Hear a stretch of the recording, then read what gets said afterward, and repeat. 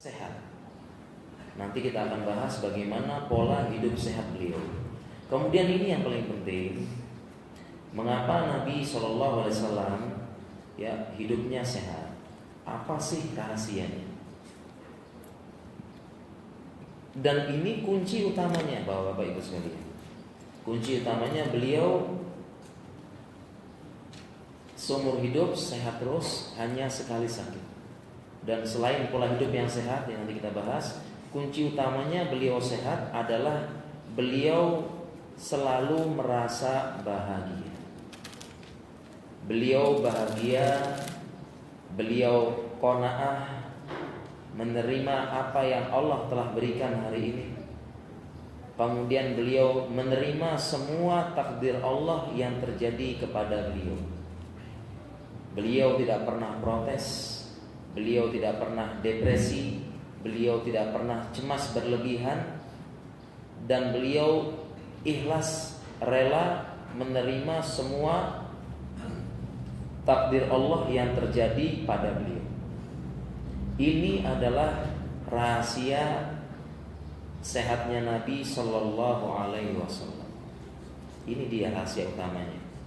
Sehingga tadi kita bilang antara bahagia dan sehat ini erat sekali kaitannya, sangat erat.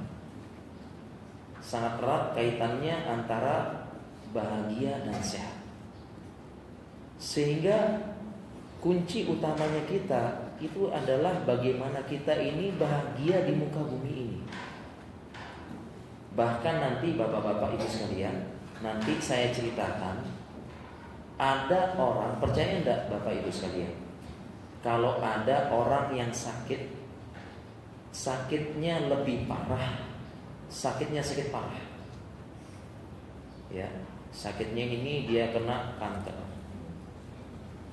ya, tetapi dia lebih bahagia daripada orang sehat. Percaya enggak? Ada orang yang dia sakit parah, divonis tinggal beberapa saat lagi di dunia, tetapi dia lebih bahagia daripada orang yang sehat. Sehingga Bapak Ibu sekalian, ini kunci utamanya. Kunci utamanya kita hidup sehat, salah satunya adalah kita merasa bahagia. Ini kunci suksesnya beliau Nabi Sallallahu Alaihi Wasallam. Beliau tetap sehat karena memang beliau selalu bahagia. Selalu bahagia, selalu qanaah, menerima. Beliau orang yang paling bahagia di muka bumi. Ini kunci sehatnya beliau. Ya, kunci sehat. Sehingga ini yang kita cari. Dan memang sekarang Bapak Ibu sekalian, dan sekarang pun penelitiannya sudah banyak, ternyata memang erat kaitannya antara kebahagiaan, stresor, erat kaitannya dengan penyakit-penyakit. Sangat erat kaitannya ternyata. Sangat erat kaitannya. Dimulai dari contoh misalnya, ya ini sering kita temui. Contoh banyak sekali. Misalnya orang pasien kita nih ya, kena diabetes misalnya, sudah minum obat, teratur dan sebagainya, ternyata dia sedang ada masalah pikiran, akhirnya gula darahnya naik lagi, gula darahnya tidak teratur lagi, padahal sudah rutin minum obat, sudah kontrol ke dokter. Loh, kita pun juga kaget, loh kok naik lagi Bu? Iya saya lagi ada ini kepikiran. Iya jelas. Begitu juga dengan hipertensi, naik lagi. Dan memang ternyata ada kaitannya secara kedokteran beberapa penyakit dengan pikiran kita. Karena kalau kita stres, Bapak Ibu sekalian, kalau kita sedang pusing, ini kita akan mengeluarkan hormon stres namanya. Hormonnya namanya sudah tahu semua, hormon adrenalin. Hormon adrenalin ini hormon stres. Dan hormon adrenalin ini istilahnya hormon ini bekerja sebagai hormon darurat, hormon stres. Hormon yang dikeluarkan untuk sebagai mekanisme daya tahan tubuh untuk mencegah stres. Jadi hormon adrenalin ini adalah hormon stres yang kita dikeluarkan untuk sebagai bentuk daya tahan tubuh menghadapi stres sekitar kita. Ya, Dan hormon adrenalin ini hebat. Ya, contohnya misalnya begini ya, kita ada kali 2 meter. Itu mungkin kalau lagi gini begini, Pak bisa loncatin ini Pak. Oh, ya ada tembok 2 meter gitu ya. Tembok atau kali 2 meter ya. Tembok 2 meter. Kalau lagi normal begini nggak bisa ya. Kita disuruh loncat bisa nggak? Nggak bisa. Tapi kalau mohon maaf dikejar anjing ya. Dikejar anjing itu tiba-tiba loh sudah di belakang tembok gitu ya. Di belakang tembok. Nah ini kerjanya hormon adrenalin yang berfungsi untuk dia mengaktifkan tubuh, memberikan kekuatan untuk merespon stres-stres di sekitar kita. Ya, itu keluar dia langsung hormon adrenalin. Ya, hormon adrenalin. Kadang-kadang juga dia bisa kadang pernah lihat enggak Bapak Ibu sekalian ada orang yang mungkin dia tabrakan, tangannya patah tapi dia enggak merasa sakit. Ada pernah lihat enggak ya? Tangannya patah tapi dia enggak sakit ya. Tangannya patah atau dia bagaimana enggak merasa sakit karena hormon saking kerasnya keluar hormon adrenalin tersebut dia tidak merasakan. Ya, tapi Bapak Ibu sekalian, namanya hormon adrenalin kalau keluar terus-menerus ini merusak tubuh. Karena dia memaksa. Dia mempengaruhi pankreas, keluar insulinnya tidak teratur, naik lagi darahnya dan sebagainya. Ya, dan banyak seperti ini. Banyak kita temui ya. Jadi dia sakit kemudian ada sesuatu tambah parah sakitnya. Bahkan orang sehat kemudian jadi stres terus ini terus sakit jadinya. Iya tidak? Ini orang sehat. Apalagi di zaman sekarang ya, di zaman sekarang ini pola penyakit Bapak Ibu sekalian, di zaman sekarang ini pola penyakit berpindah dari penyakit degeneratif berpindah menjadi penyakit pola hidup. Ya, berpindah ya. Jadi penyakit itu mungkin zaman dulu penyakitnya itu ya paling kalau tidak encok gitu ya. Encok belakang sudah tak kuat tulang punggung atau enggak ini lutut sudah kocak sedikit bahasanya ya. Lututnya udah kocak gitu ya. Osteoartritis bahasa kita ya. Udah mulai itu ya. Mungkin penyakitnya nenek kita mungkin ya. Itu mungkin ya. Dulu ya. Itu aja lah sakitnya. Tapi mereka masih kuat, masih ini gitu ya. Nah, sekarang ini sudah berubah, bergeser ke penyakit pola hidup. Ya. Penyakit sudah bergeser ke penyakit pola hidup, pikiran, pola makan, itu semua penyakit pola hidup. Ya, makanya ada yang bilang penyakit sekarang ini karena pola ya. Pertama karena karena salahnya pola makan, yang kedua pola pikir, yang ketiga pola tidur, yang keempat kakean pola katanya. Bahasa Jawa itu ya. Ya orang Jawa paham misalnya. Kakean pola itu Pak yang belum yang kakean pola maksudnya banyak gaya. Itu kakean pola ya. Nah, itu sebabnya. Jadi zaman sekarang bergeser penyakit tersebut jadi penyakit pola hidup, lengkap sudah penyakit pola makan ya, kemudian pola pikirnya, stres, ya, apa-apa sekarang gampang, apa-apa sekarang harus buru-buru modern ya. Di zaman modern sekarang apa-apa harus buru, apa-apa harus cepat, target harus tercapai, harus begini dan sebagainya. Ya. Akreditasi begini loh langsung gempa gitu ya. Harus begini, harus begini, cepat ya targetnya. Ya, dan memang ini kehidupan manusia modern sekarang. Buru-buru, pengen cepat, pengen dapatkan hasil yang cepat, tidak menikmati proses, akhirnya buru-buru. Ya, wa kanal insanu ajula. Sesungguhnya manusia itu terburu-buru. Ya, pengen buru-buru, pengen cepat, pengen ini. Ketika Allah mentakdirkan tidak, akhirnya streslah dia, tidak terima dengan takdir Allah. Harusnya begini, harusnya begini, harusnya saya berhasil, harusnya begini. Bukankah saya sudah tempuh semuanya, sudah begini, seperti itu.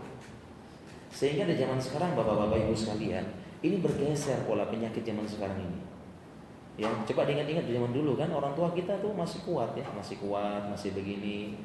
Kemudian di zaman dulu sekarang beda sekarang. Sekarang mungkin kita ya ada mahasiswa ya.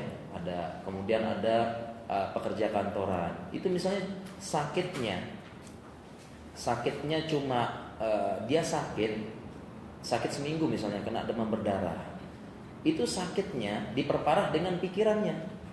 Ya seminggu nak masuk tuh, mahasiswa sudah mikir macam-macam, udah ketinggalan praktikum, ketinggalan begini, ketinggalan gini, baru seminggu pikiran macam-macam. Apalagi orang kantor, ya Allah.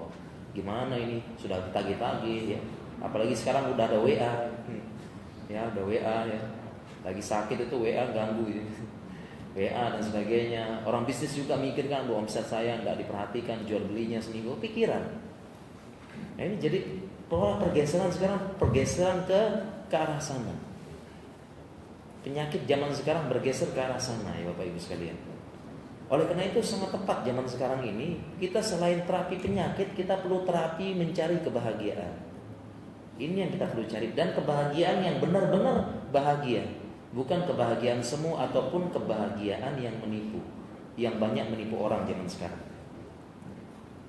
Ya, ini yang dicari. Ya, dicari. Jadi zaman sekarang itu pergeseran penyakit, Bapak Ibu sekalian. Pergeseran penyakit. Ya. Coba kita absen sekarang penyakit-penyakit yang sering ada di masyarakat kita. Ini semuanya kan karena pola hidup kan? Pola pikir dan pola hidup. Ya. Dari makanan. Coba kita absen sekarang. Apa yang paling banyak zaman sekarang? Coba tolong disebutkan Pak yang zaman sekarang banyak. Ya? Apa namanya? Bu? Iya. Contohnya misalnya ya stroke tadi ya, banyak zaman sekarang ya. Kalau diabetes banyak enggak Bapak Ibu sekalian? Ya banyak. Apalagi ibu-ibu banyak ya. Karena ibu-ibunya sering mengkonsumsi janji-janji manis.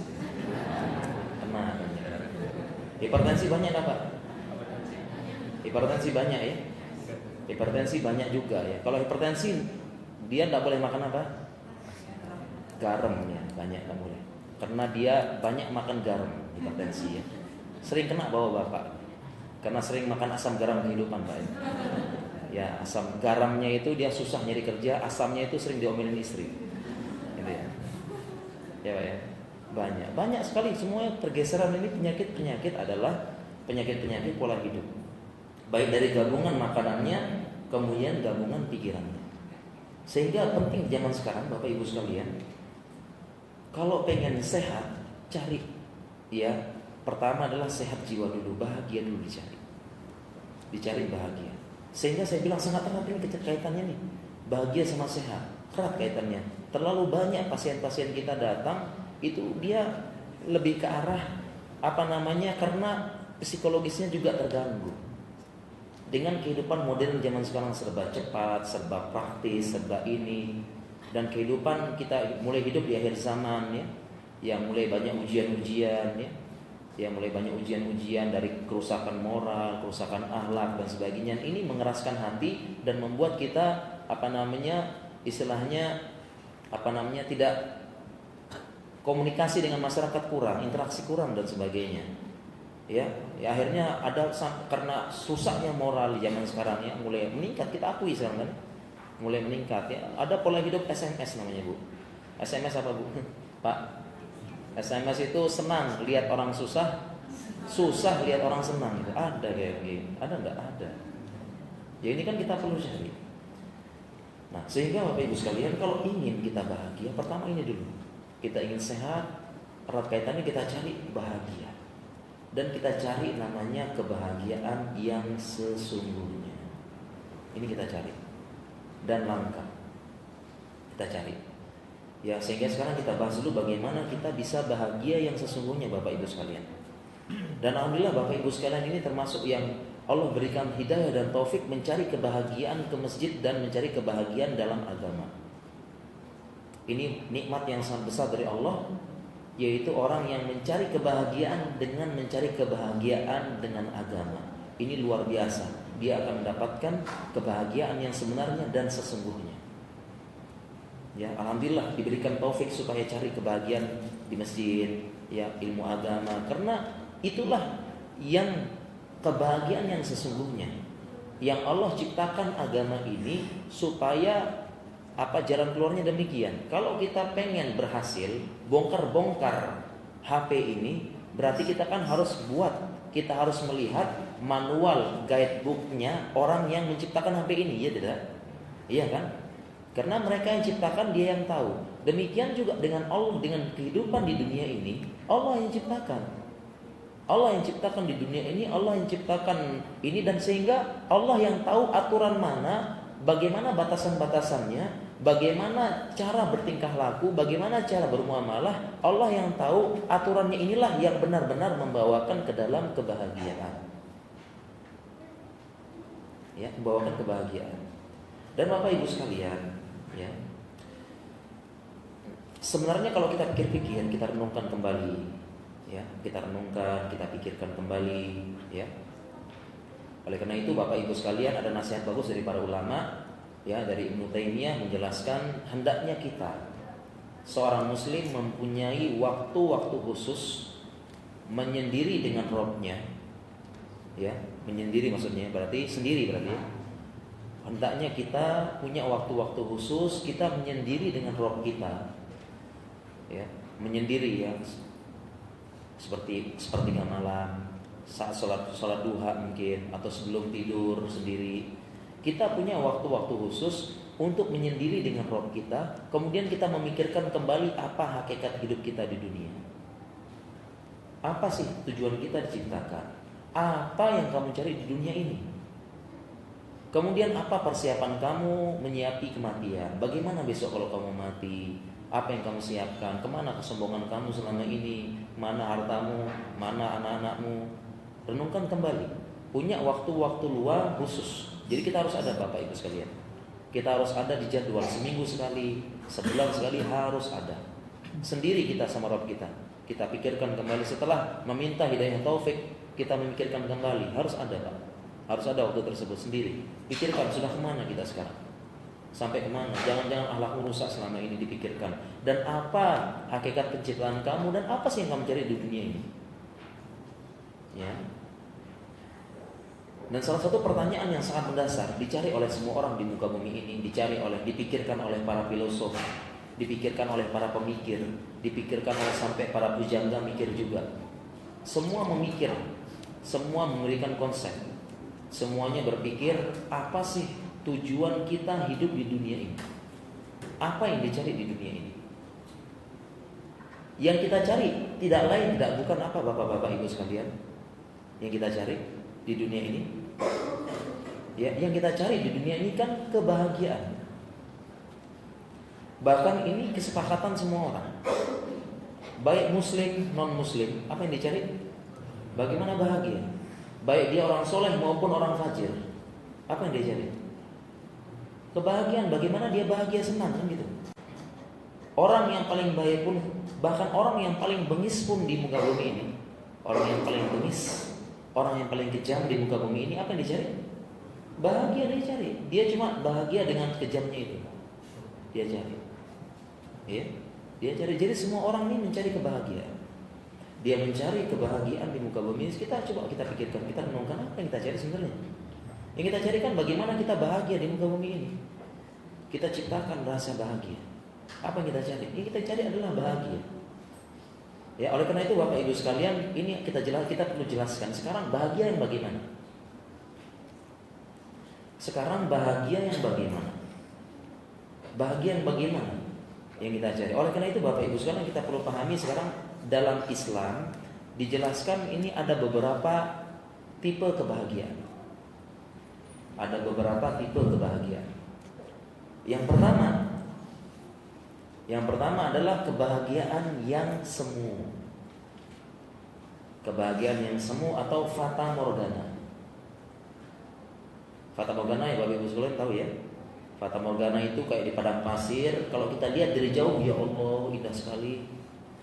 Ya di sini kering kerontang, di sana kayaknya air, danau air. Kita bisa mandi, bisa buat perkampungan. Lihat fata morgana semu. Tetapi ketika kita sampai ke tempat tersebut, bagaimana? Ternyata di sini tidak ada kebahagiaan. Airnya mana? Tidak ada. Ini disebut dengan kebahagiaan semu.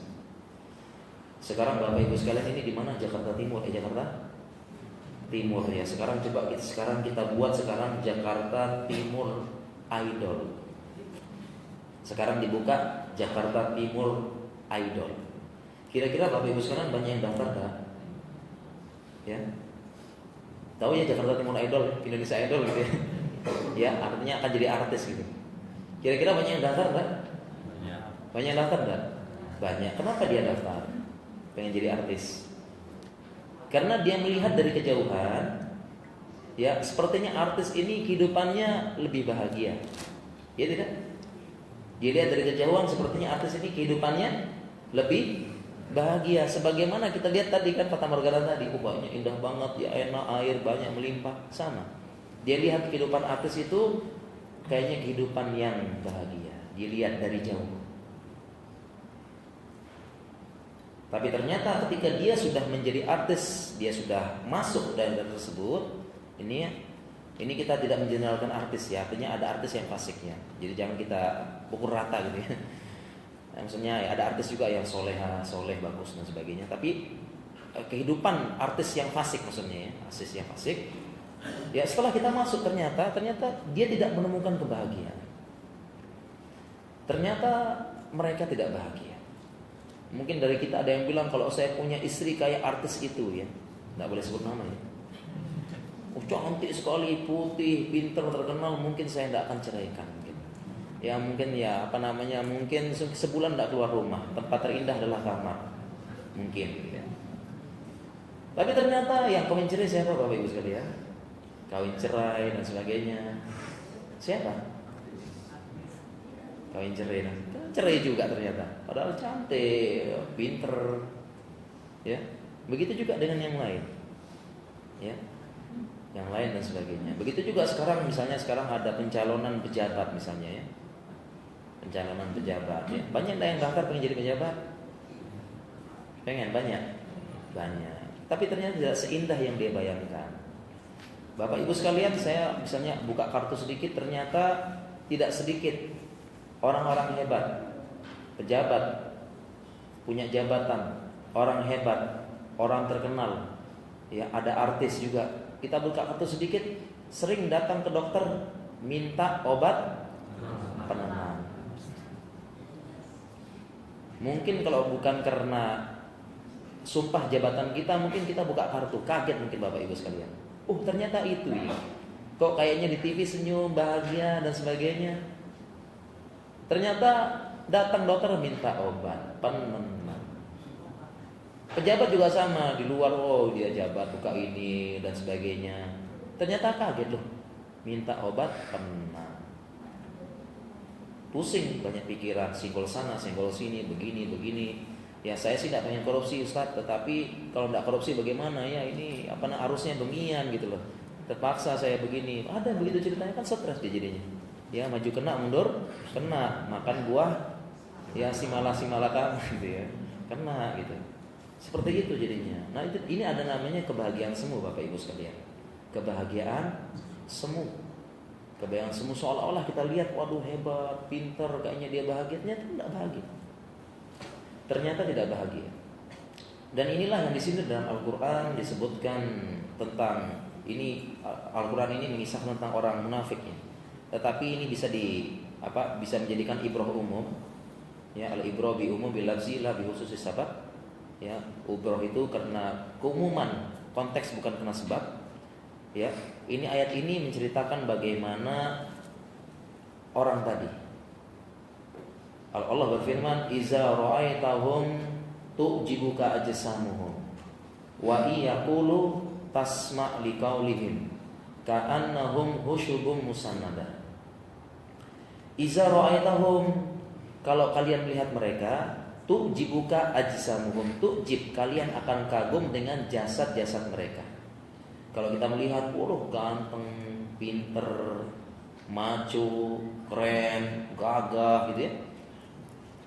Kemudian Allah melanjutkan wa iyaqulu tasma' liqaulihim. Kalau wa iyaqulu, kalau dia berkata tasma' qaulihim, kalian akan dengar perkataan mereka. Artis ngomong ini ikut sesuatu. Yang sekarang apa saya baca tuh, eta terangkanlah, ikut semua gitu. Ini ikut semua, tasma' liqaulihim. Kamu dengar. Ya, pejabat ngomong, coba begini kamu, iya nggih Pak, silakan, iya nggih. Baik Pak, semua gitu. Iza ra'aitahum, kita lihat, kagum kita, gagah ya, keren ya, top ya. Ya kagum, bagus. Wa yaqulu tasma'il qaulihim, kita dengar semua perkataannya. Kita jadikan begini ya. Ada artis ya, artis fasik ya, kasih penyuluhan tentang narkoba. Besok ditangkap dia kena narkoba. Ya, kita harus strong, kita harus kuat, nikmati hidup ya. Ini tidak nikmati. Tapi Allah melanjutkan ayatnya, "Idza ra'aitahum tu'jibuka ajsamuhum wa yaqulu tasma' liqaulihim." Kemudian ka'annahum husyubum musannadah. Ka'annahum husyubum musannadah, tetapi mereka seperti husyub. Husyub itu tiang yang ini, Pak. Tiang bangunan. Seharusnya tiang ini kan menyangga bangunan, Pak. Tapi husyubum musannadah disindir. Husyubum musannadah yang dia tiang yang musannadah bersandar. Harusnya tiang ini dia menjadi pokok bangunan tetapi dia bersandar. Itulah kenyataan kebahagiaan yang semu. Yang banyak kita melihat orang-orang kayaknya bahagia, kayaknya ini belum tentu, Pak. Bapak Ibu sekalian, saya ingin berbagi sedikit. Ya, saya seorang dokter, kemudian saya sedang melanjutkan sekolah spesialis. Kemudian saya banyak, ya kurang lebih saya punya banyak teman spesialis-spesialis ya. Saya kemudian mohon maaf ya, kenalan saya juga banyak orang-orang kaya nih. Tapi saya yakin Bapak Ibu sekalian banyak ya. Saya punya kenalan dan sebagainya, ya. Dan saya pun merasakan ternyata mereka tidak mendapatkan kebahagiaan yang sesungguhnya. Dan saya pun demikian juga Bapak Ibu sekalian, saya juga dimudahkan ya. Dimudahkan untuk bisa cari uang banyak gitu ya. Saya dimudahkan, tetapi saya merasakan bukan di situ kebahagiaan yang sesungguhnya. Bukan di situ. Bukan di situ Bapak Ibu sekalian kebahagiaan sesungguhnya, bukan di situ. Saya merasakan mereka tidak bahagia yang sesungguhnya. Bukan di situ kebahagiaan yang sesungguhnya Bapak Ibu sekalian. Bukan pada harta, bukan pada jabatan, bukan di situ. Itu semua kebahagiaan yang ini. Ibaratnya begini Bapak Ibu sekalian, ya, kita bisa membeli tempat tidur yang mewah, bisa ya? Bisa membeli spring bed yang mahal, bisa ya? Bisa beli. Bisa beli tempat tidur yang paling bagus. Tetapi bisa tidak Bapak Ibu sekalian kita membeli nikmatnya tidur? Bisa dibeli? Tidak bisa. Kita bisa beli rumah yang besar, bisa beli rumah yang mewah, bisa beli rumah yang bagus. Tetapi bisa tidak kita membeli kebahagiaan dan romantisme dalam rumah tangga? Tidak bisa. Dan semuanya solusinya ada kembali pada agama kita Bapak Ibu sekalian. Kembali kepada agama kita. Semuanya sudah diatur oleh Allah. Itulah kembalinya. Saya pun demikian. Saya tidak menemukan kebahagiaan pada, walaupun saya dibukakan jalannya oleh Allah. Ya insya Allah dimudahkan. Tetapi saya tidak menemukan jalan itu kebahagiaannya. Saya tidak menemukan di sana. Menemukan tempat yang lain. Saya sudah bertemu dengan banyak orang, bertemu dengan pejabat katanya bahagia, minta obat penenang. Minta ini katanya hebat, minta gini, minta obat penenang. Saya tidak menemukan. Ini semua kebahagiaan semua. Ya. Dan sekali lagi Bapak Ibu sekalian, ya, bukan berarti kita harus miskin, bukan. Bukan berarti kita harus miskin, bukan. Artinya jangan sampai nanti saya miskin aja, enggak. Ya, bahkan setiap orang itu punya jalan masing-masing. Kalau dia kaya, kayalah dia. Ya, tetapi semakin kaya semakin dermawan. Jangan semakin kaya semakin meningkatkan gaya hidup. Ya, makanya Rasulullah SAW membiarkan sahabatnya yang kaya, ya udah kaya. Abdurrahman bin Auf, Abu Bakar, Utsman, kaya-kaya semua. Makan kaya-kayanya luar biasa kayaknya kalau kita ceritain ini. Kayaknya benar-benar kaya, bukan sekedar kaya. Luar biasa. Utsman apalagi luar biasa kayaknya. Ya. Kayaknya luar biasa kalau kita main hitung Utsman ini, ya. Ini Utsman punya istri 4, masing-masing istri tinggalkan 1.000 dinar. Berarti total istrinya berapa? 4.000 dinar. Dan dalam fikih pembagian warisan, ya, kalau punya anak istri dapat 1/8, berarti 4-nya ini kali 8. Berapa itu? Itu kekayaannya Utsman, kaya. Utsman tapi kaya. Tapi saya pernah baca kisah kalau Utsman ini, ya, kalau kita masuk rumahnya Utsman, katanya kita tidak bisa membedakan mana Utsman mana pembantunya karena sama-sama bagus bajunya. Utsmannya sederhana, kemudian dia pun memuliakan pembantu dan budaknya. Ini seperti itu. Jadi pertama jangan sampai ada mindset harus miskin. Kaya, silakan. Dibukakan semua Allah kaya, tapi semakin kaya semakin dermawan, membantu agama Allah. Tetapi waktu soalnya yang ingin sampaikan, bukan di situ kebahagiaan konsepnya, bukan di situ. Bukan di situ konsep kebahagiaan. Konsep kebahagiaan sebenarnya kita kembali kepada agama ini sebenarnya. Allah sudah mengatur dan Allah sudah menjelaskan ma ja'ala 'alaikum fid dini min kharaj. Allah tidaklah menjadikan agama ini supaya kalian merasa sempit, tidak. Toha ma anzalna 'alaikal qur'ana litasqa. Toha, tidaklah kami turunkan Al-Quran ini supaya kalian celaka. Tidak mungkin. Bahkan Al-Quran adalah penyembuh penyakit fisik, penyakit jiwa, dan rahmat semesta alam. Wa nunazzilu minal Qur'ani ma huwa syifaa'u wa rahmatul lil mu'minin. Kami turunkan Al-Quran ini sebagai penyembuh penyakit fisik dan jiwa dan sebagai rahmat semesta alam. Jadi Bapak Ibu sekalian, ini yang ingin saya tekankan. Ya, tadi kita sudah jelaskan ya, bahagia konsep utamanya ini. Kemudian bagaimana kita ini kembalilah kepada agama kita kalau benar-benar ingin bahagia dunia akhirat Bapak Ibu sekalian. Dan sampaikan kepada saudara, sampaikan kepada kaum muslimin, kembali ke agama kita kalau benar-benar bahagia. Ya, yang kalian lihat itu semua. Ya, yang kalian lihat itu dia penampilannya aja bahagia, belum tentu. Belum tentu. Bisa jadi bahagia juga, tetapi belum tentu. Ya, belum tentu. Ya, itu ada kebahagiaan semua ya. Ya, yang kita cari. Kemudian yang kedua, Bapak Ibu sekalian, ada namanya kebahagiaan yang salah, Bapak Ibu sekalian. Kebahagiaan yang salah. Kebahagiaan yang salah ini dia salah cara bahagianya. Ya, contohnya yang tadi SMS tadi ya. Senang lihat orang, susah lihat orang, senang. Ada enggak orang kayak gini Bapak Ibu sekalian? Ada. Yaitu senangnya salah caranya. Senangnya salah, ini yang perlu kita cari. Ya, termasuk senangnya orang-orang bengis dan sebagainya, dia senang nyiksa orang. Senang bantai orang, bahagia. Ini bahagia yang salah. Termasuk mohon maaf misalnya ada misalnya ada waria, ya. Waria itu tengah malam itu kan tengah malam itu kan malam-malam bahagia. Itu saya di Jogja itu ada kompleks UGM itu mereka lewat itu. Sering nongkrong situ ya. Ya, nongkrong kita lagi makan itu dewer-ewer ya, wer gitu ya.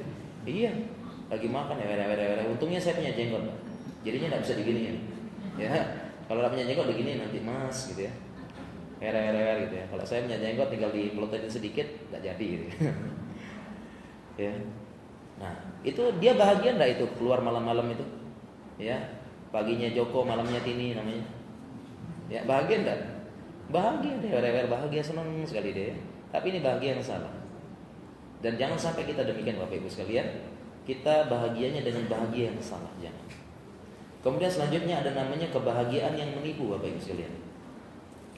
Ada yang namanya selanjutnya kebahagiaan apa? Yang menipu. Ya. Contoh kebahagiaan menipu begini Bapak Ibu sekalian, dan ini yang paling bahaya dan ini azab terbesar di dunia. Ini azab terbesar di dunia. Kebahagiaan yang menipu. Ya. Kebahagiaan yang menipu. Contohnya begini Bapak Ibu sekalian. Ada seorang, dia perempuan di kantor, dia sukses, ya, jabatan naik, kemudian karir bagus, ya, disukai banyak orang di kantor, kerjaannya beres dan sebagainya, hidupnya lancar, tetapi tidak pakai jilbab. Ada seorang bisnismen, ya, omset jalan terus, ya, cabang buka sana buka sini, berkembang terus, ya, kemudian produknya laris, terkenal dan sebagainya, tetapi tidak sholat. Bahagianya dia? Bahagia tidak dia? Bahagia, senang dia, bahagia, gembira.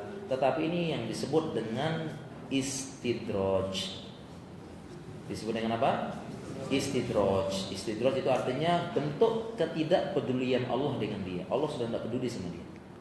Dibiarkan dia fatamatta'u qalilan, dibiarkan dia bersenang-senang sebentar aja, sudah Allah tidak akan pernah peduli. Allah tidak akan tegur, Allah tidak akan begini, biarin sudah. Tidak tegur sama Allah, tunggu tapi ya. Ibaratnya sekarang ada anak, ya, anak itu kan kita kasih HP, gimana dia? Kasih HP anak-anak, HP-nya ada gamenya, ada filmnya. Ya, bahagia enggak anak kita? Bahagia. Ya sudah, dibiarin terus sama orang tuanya. Terus pegang HP terus sampai besar. Bahagia enggak anaknya? Senang. Ya, bahagia, dibiarin sama orang tuanya sudah. Dibiarin, orang tuanya enggak peduli, terus pakai terus aja. Pegang terus HP terus, main terus, game terus, lihat film terus. Anak-anak senang luar biasa anak-anak. Tapi orang tuanya sudah tidak peduli. Ini malah bahaya. Ini disebut dengan istidraj. Hati-hati Bapak Ibu sekalian ya. Ya, istidraj, hati-hati. Ya, ini hati, jangan kita juga jangan istidraj. Ya, kita hati-hati. Nah, apa yang kita cari Bapak Ibu sekalian, ya, saudaraku seiman dan seislam, yang kita cari adalah kebahagiaan yang sesungguhnya. Yang kita cari adalah kebahagiaan yang sesungguhnya, kebahagiaan dunia akhirat dengan ridha Allah Subhanahu wa taala, dan kebahagiaan ketika kita melaksanakan perintah Allah, Ketika kita melaksanakan perintah Allah, kita bahagia luar biasa. Senangnya luar biasa. Ya, ketika kita sholat tepat waktu, senang luar biasa. Ketika kita, ya Allah, kita pergi haji, kita pergi umroh, ya Allah, bahagianya luar biasa. Bapak Ibu sekalian, mudah-mudahan dimudahkan pergi umroh dan haji dan merasakan kebahagiaan yang benar-benar luar biasa. Kebahagiaan yang tidak tergantikan, Bapak Ibu sekalian. Luar biasa. Umroh dengan haji, mudah-mudahannya diberikan, ya, mendapatkan panggilan dari Allah Subhanahu wa taala. Ya, dipanggil menjadi tamu Allah, ya, memenuhi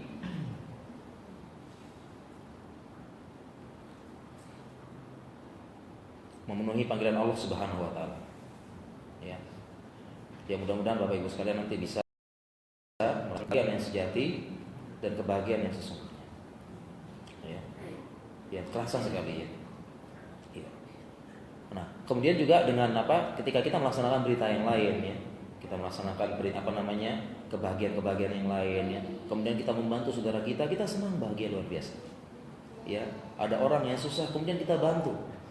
Kemudian kita dengar dia berita, alhamdulillah, sudah senang, sudah enak, kita pun bahagia. Dimasukkan rasa bahagia dalam Allah Subhanahu wa taala. Kita pun senang. Ini yang kita cari, Bapak Ibu sekalian. Kita membantu, memberikan manfaat kepada kaum muslimin. Ya, kita bantu dia senang, kita pun dimasukkan rasa bahagia yang lebih senang lagi. Ini yang dicari. Memudahkan urusan kaum muslimin. Ya, membuat bahagia kaum muslimin. Membantu apa yang bisa kita bantu. Oleh karena itu Rasulullah SAW mengatakan, khairukum anfa'uhum linnas.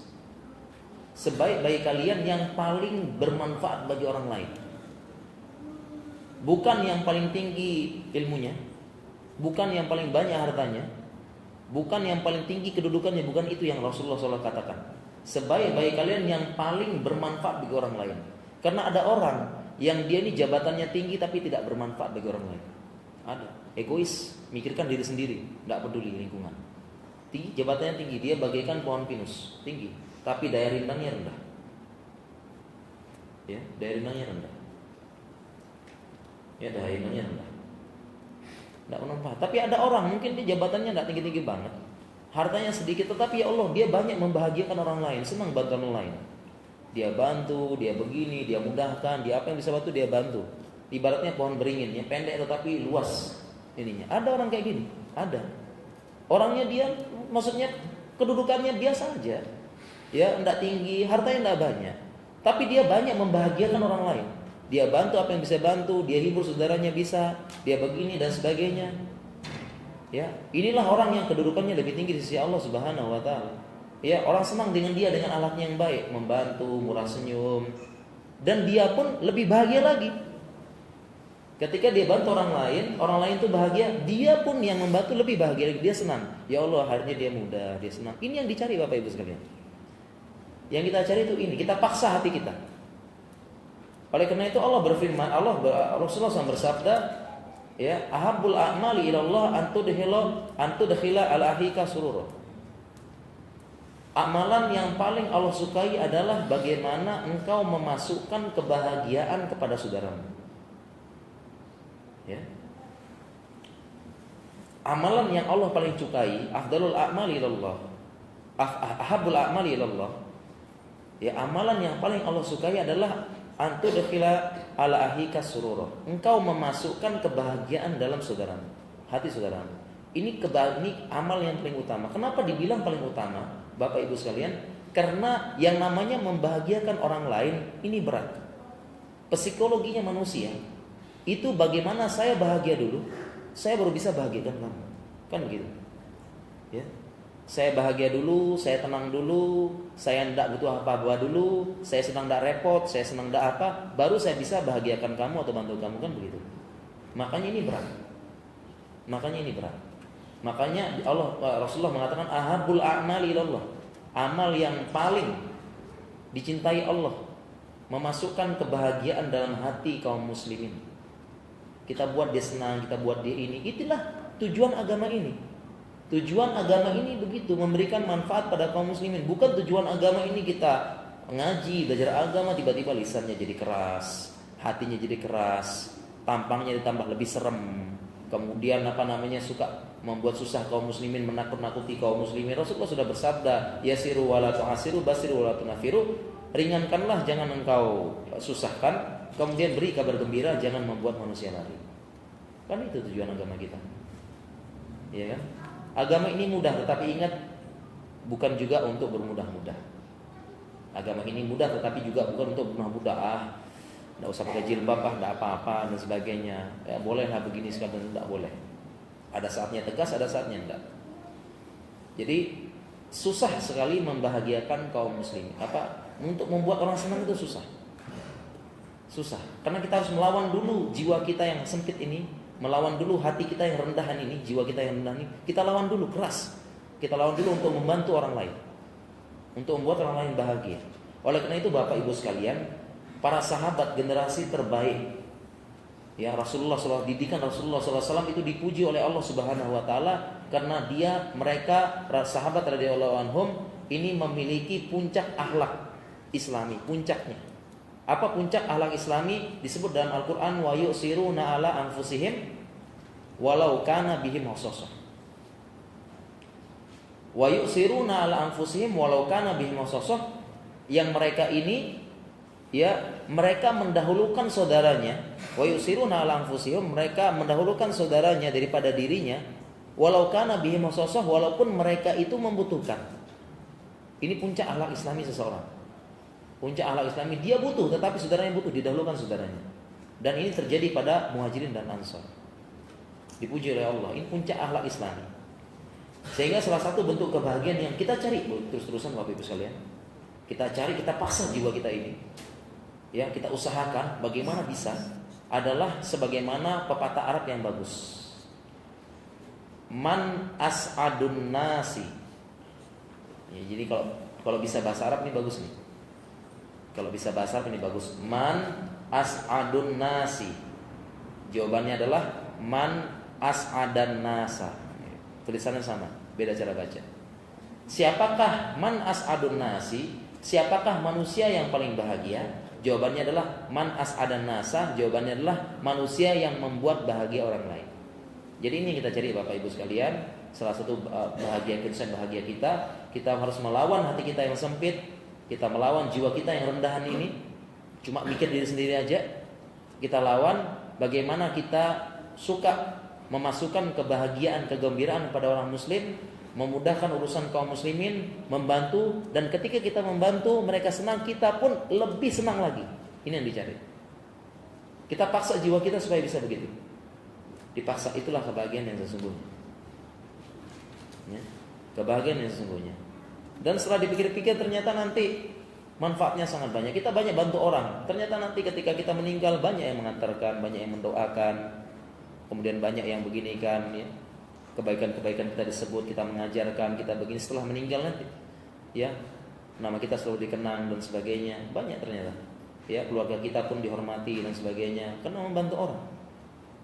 Memudahkan. Ini tujuan kita. Ini salah satu konsep kebahagiaan dalam Islam. Konsep kebahagiaan dalam Islam. Ya, kita paksa jiwa kita yang rendah ini. Ya, jiwa yang rendah ini, ya, supaya kita bagaimana kita bahagia membahagiakan orang lain. Ya, kita bantu apa yang bisa kita bantu. Kita ini dan sebagainya, ya.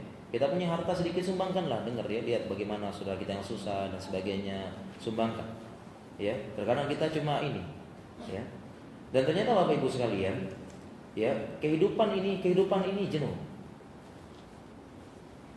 Ya, rutinitas keseharian kehidupan ini menjenuhkan.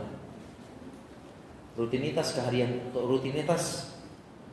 kebahagiaan, rutinitas keseharian ini Bapak Ibu sekalian, saudaraku seiman dan seislam, ini rutinitas yang menjenuhkan. Jenuh. Ya. Jenuh, ya. Rutinitas keseharian ini jenuh. Ya, jenuh gitu. Ya, apalagi orang Jakarta. Ya, jenuh tidak orang Jakarta? Jenuh. Ya, kehidupannya itu terus diulangi. Rutinitas keseharian yang menjenuhkan. Ya, akhirnya bagaimana cari uang, akhir pekannya menghabiskan uang tersebut. Jalan-jalannya pun itu aja. Ya, kalau tidak ke mall lagi. Ya, mall lagi. Mana lagi Ancol itu terus, ya.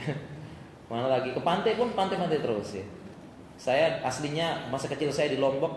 Lombok pantainya indah. Ya. Masa kecil saya habiskan di pantai.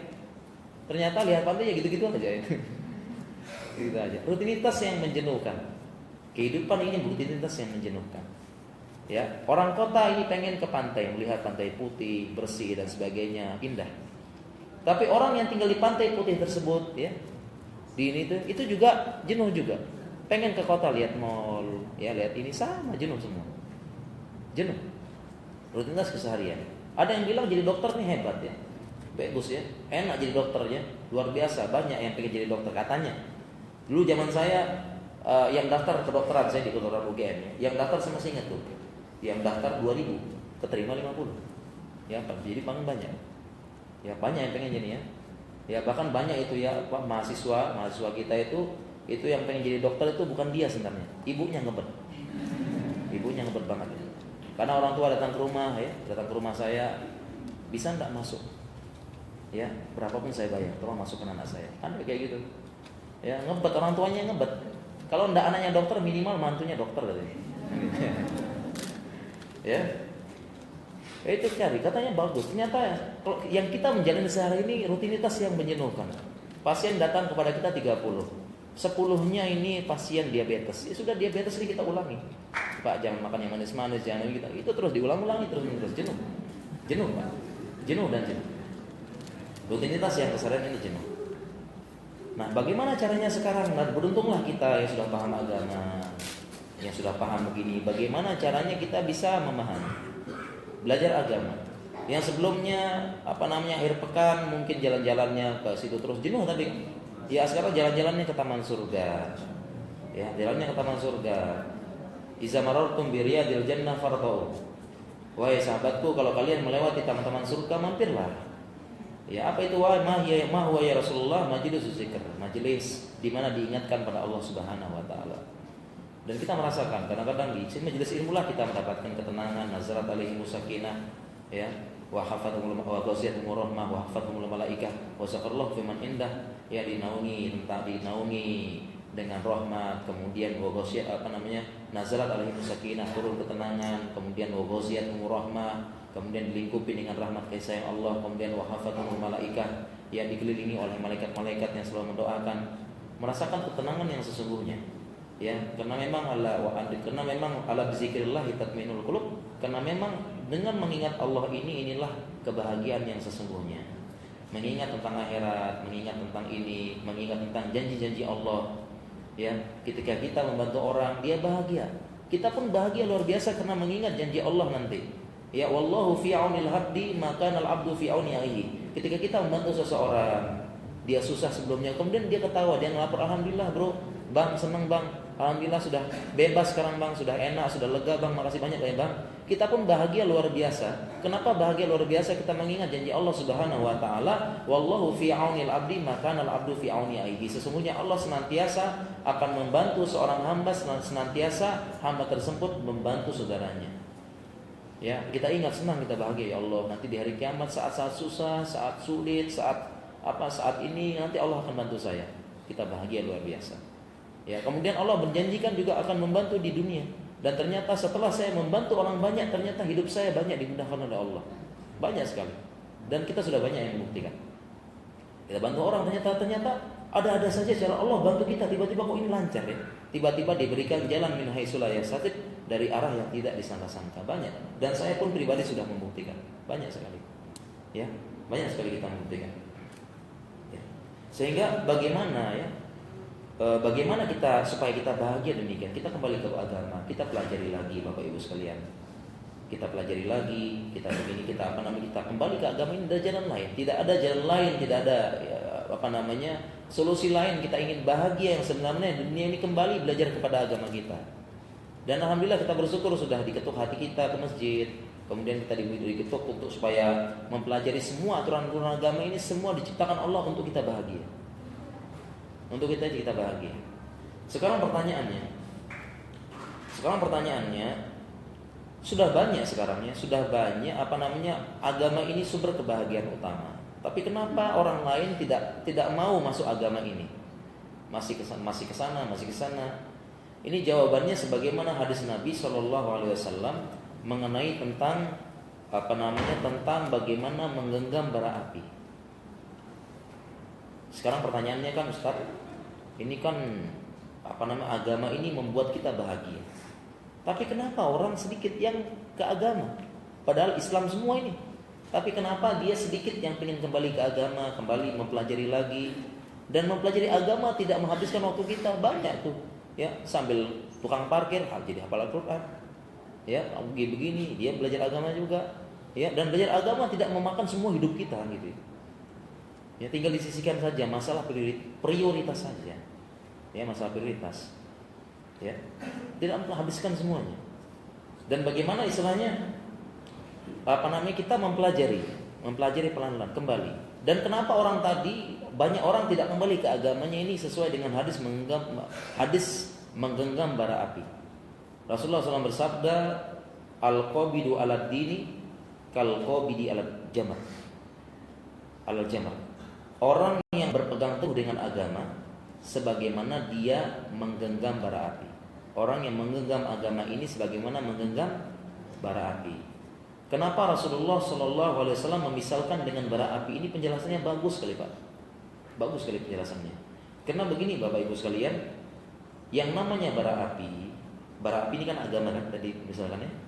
Yang namanya bara api, bagaimana cara menggenggamnya? Cara menggenggam bara api, ya caranya pertama kita lihat bara api tersebut, tapi kita yakin, harus yakin ya, harus yakin dan tekad yang kuat, iman yang kuat. Yang kedua, ketika kita menggenggam bara api tersebut, kita genggam dengan kencang. Ya. Kita genggam dengan kencang, kencang. Kemudian semakin kita genggam, semakin genggam, semakin cepat bara apinya mati.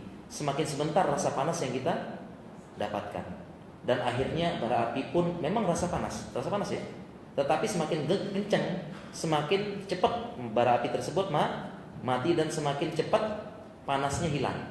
Memang panas, tetapi akhirnya bara api tersebut mati dan akhirnya kita pun berhasil menggenggam agama ini. Begitu juga dengan orang yang berpegang teguh dengan agama. Artinya orang yang mulai berubah mendekati bahasa sekarang ngetrennya hijrah ya. Ya. Ngetrennya sekarang hijrah. Memang benar secara bahasa benar. Secara syariat juga benar. Ya, karena hijrah adalah orang orang manhajara mahanallahu anhu. Orang muhajir adalah orang yang dia meninggalkan apa yang Allah larang. Ini benar secara bahasa. Ya, contohnya sekarang adalah orang yang hijrah. Orang yang hijrah ini, misalnya contohnya orang yang perempuan yang sebelumnya tidak berjilbab tiba-tiba jadi ABG. Tahu ABG Pak? ABG itu ahwat berjilbab gede. Sebelumnya dia tidak pakai jilbab. Tiba-tiba jadi ABG. Pakai jilbab besar, gede. Jilbab gede.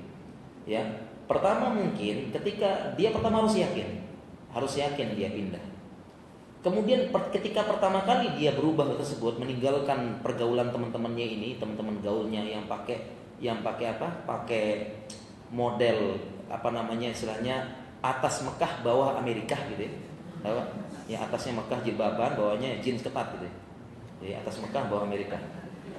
Ya, itu meninggalkan gitu. Nah, ketika dia pertama kali pindah, ketika dia hijrah pertama kali, maka dia akan merasakan panas. Dia akan merasakan panas-panas di awal hijrah. Ujian. Pertama mungkin dari pikiran dalam hatinya, kalau saya ABG gini laku enggak ya? Jangan-jangan enggak laku. Ya, saya tidak bisa memperlihatkan kecantikan saya. Laku enggak ya kira-kira ya? Nah, mungkin dia mulai merasakan panas. Ya, ujiannya. Kemudian dari teman-temannya juga, lo so gaya lo, so cuek, so suci, so apa gitu ya. Mulai ya, sudah enggak asik lo sekarang. Ya, dia merasakan panas enggak?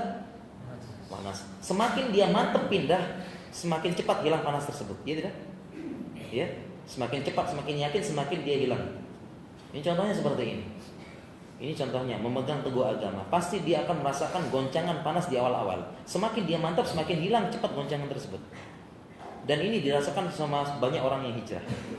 Ya, mulai dia belajar agama. Sebelumnya mungkin dia mabuk-mabuk tiba-tiba kok mabuk-mabukan, tatoan dan sebagainya, tiba-tiba kok langsung pengen belajar agama. Dia merasakan panas nanti ya.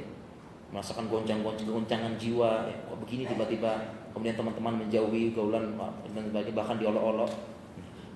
Nah, tapi sekarang Bapak Ibu sekalian, kalau dia beragama setengah-setengah, yang pertama ada bara api, kemudian dia tidak yakin bisa genggam. Jangankan mau genggam dekat aja tidak mau, ya kan? Kayaknya panas banget nih, sudahlah, jangan panas banget. Jangankan mau genggam dekat aja tidak mau. Inilah ya kalau Islam KTP abangan. Ya. Mau dekat aja tidak mau, karena udah tidak yakin dengan Islam. Jangankan mau genggam dekat aja tidak mau, ya panas, kan gitu, panas. Ya, inilah Islam KTP abangan dan beberapa orang yang belum mendapatkan hidayah. Tidak mau dekat. Kemudian yang kedua, yang beragama setengah-setengah.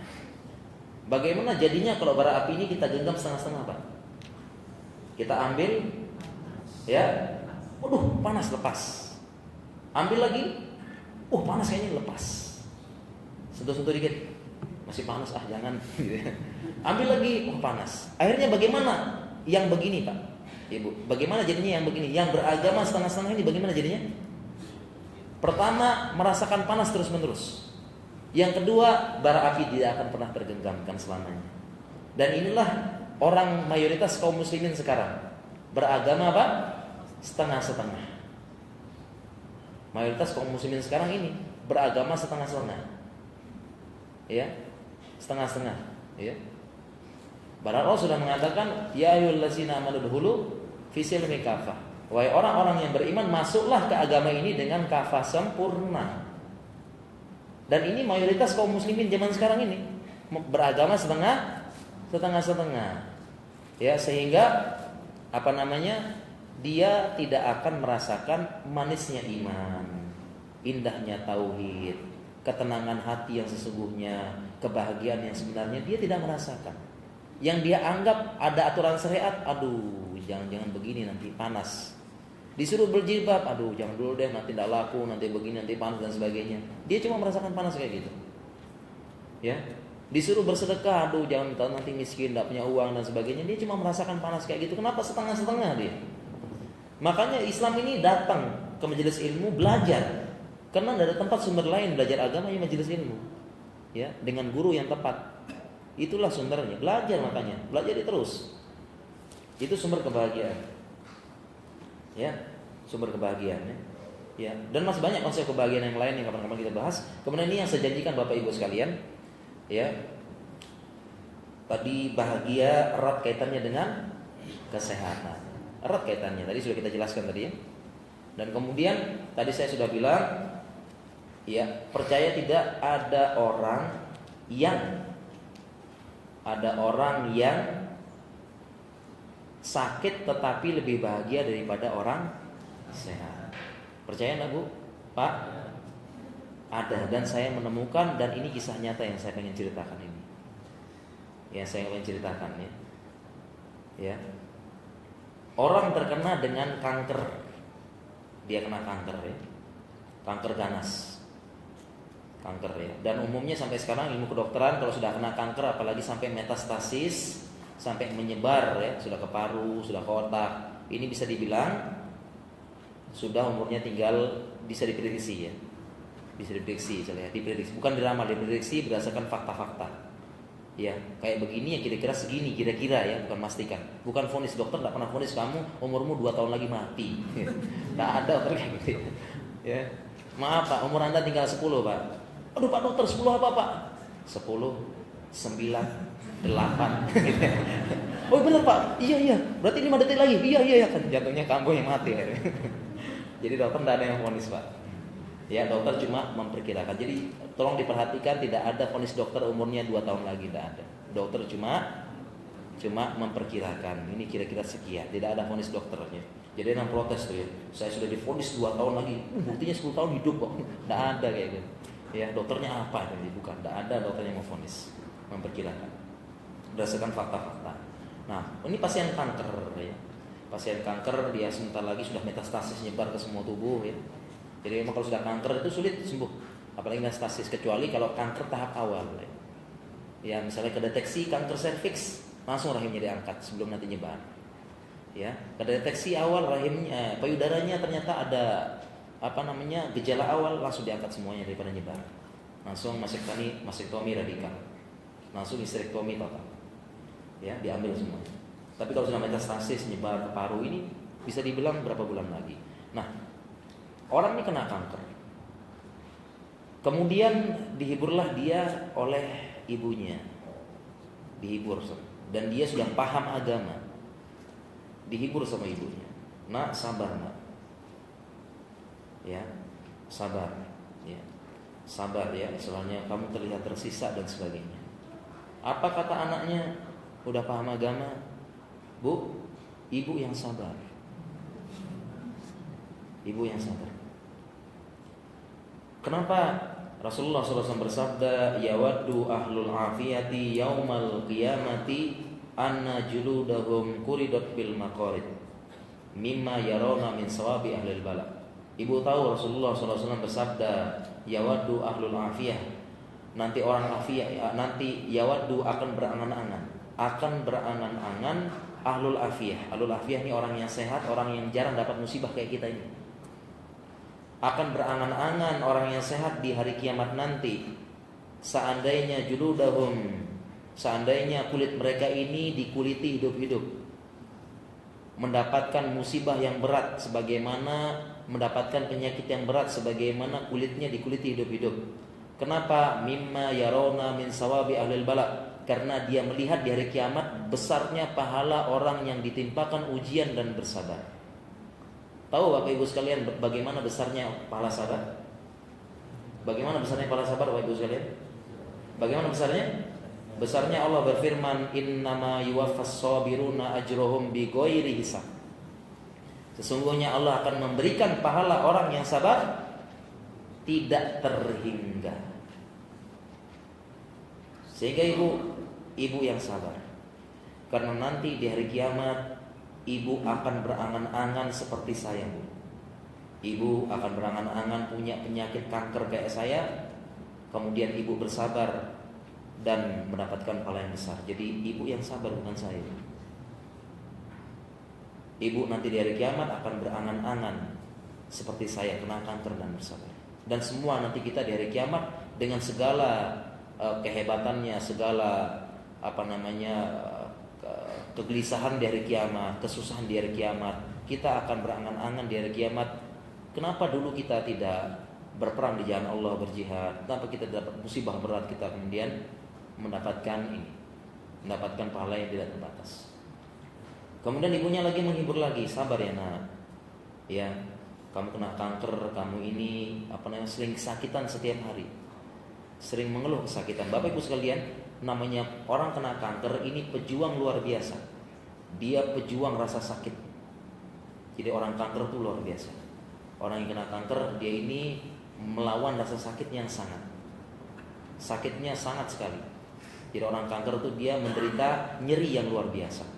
Oleh karena itu kadang-kadang dikasih obat anti nyeri golongan opioid, ya, golongan mendekati narkoba, mendekati bukan narkoba. Dikasih golongan itu karena dia sakitnya luar biasa. Jadi orang kena kanker nih pejuang rasa sakit, pejuang melawan rasa sakit, dia nyeri yang luar biasa. Bapak Ibu sekalian, kenapa? Karena kankernya kan besar, kemudian dia menekan organ-organ sekitar, menekan saraf, menekan pembuluh darah. Coba Bapak Ibu sekalian sekarang ini diikat tangannya ini tangan, lengan, diikat 1 menit aja. Gimana rasa tangannya? Diikat nih 1 menit. Nggak usah diikat deh, pencet gini aja 1 menit. Gimana nih, sudah apa? Sudah goyang-goyang tangannya. Apalagi orang kena kanker, dia sakit luar biasa.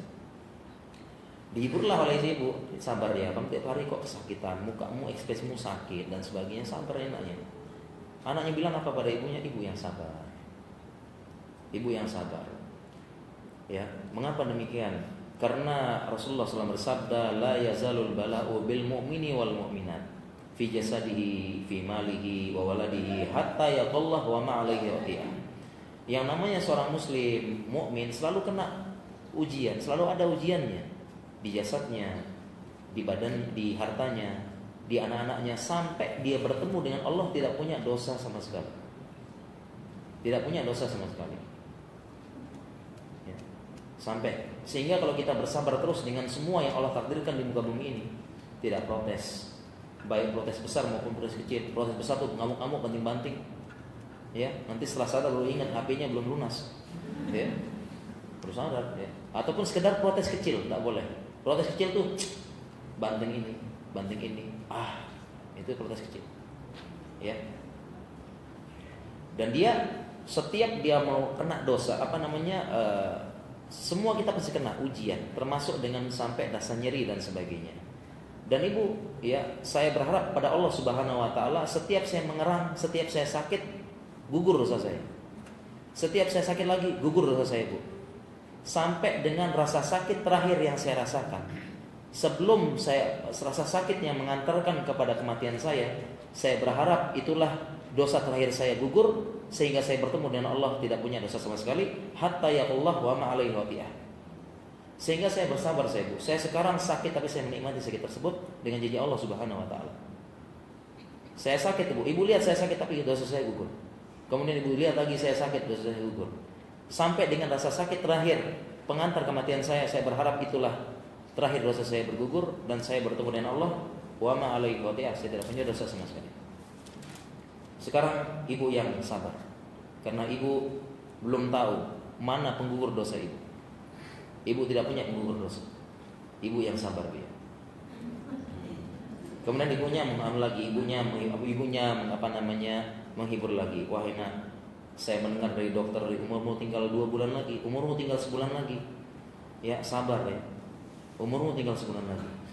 Ya penyakit seperti ini umurnya sebulan lagi, sudah nyebar kankernya kemana-mana, metastasis sana sini. Sabar sebulan lagi. Ya kuatkan jiwamu wahai anakku.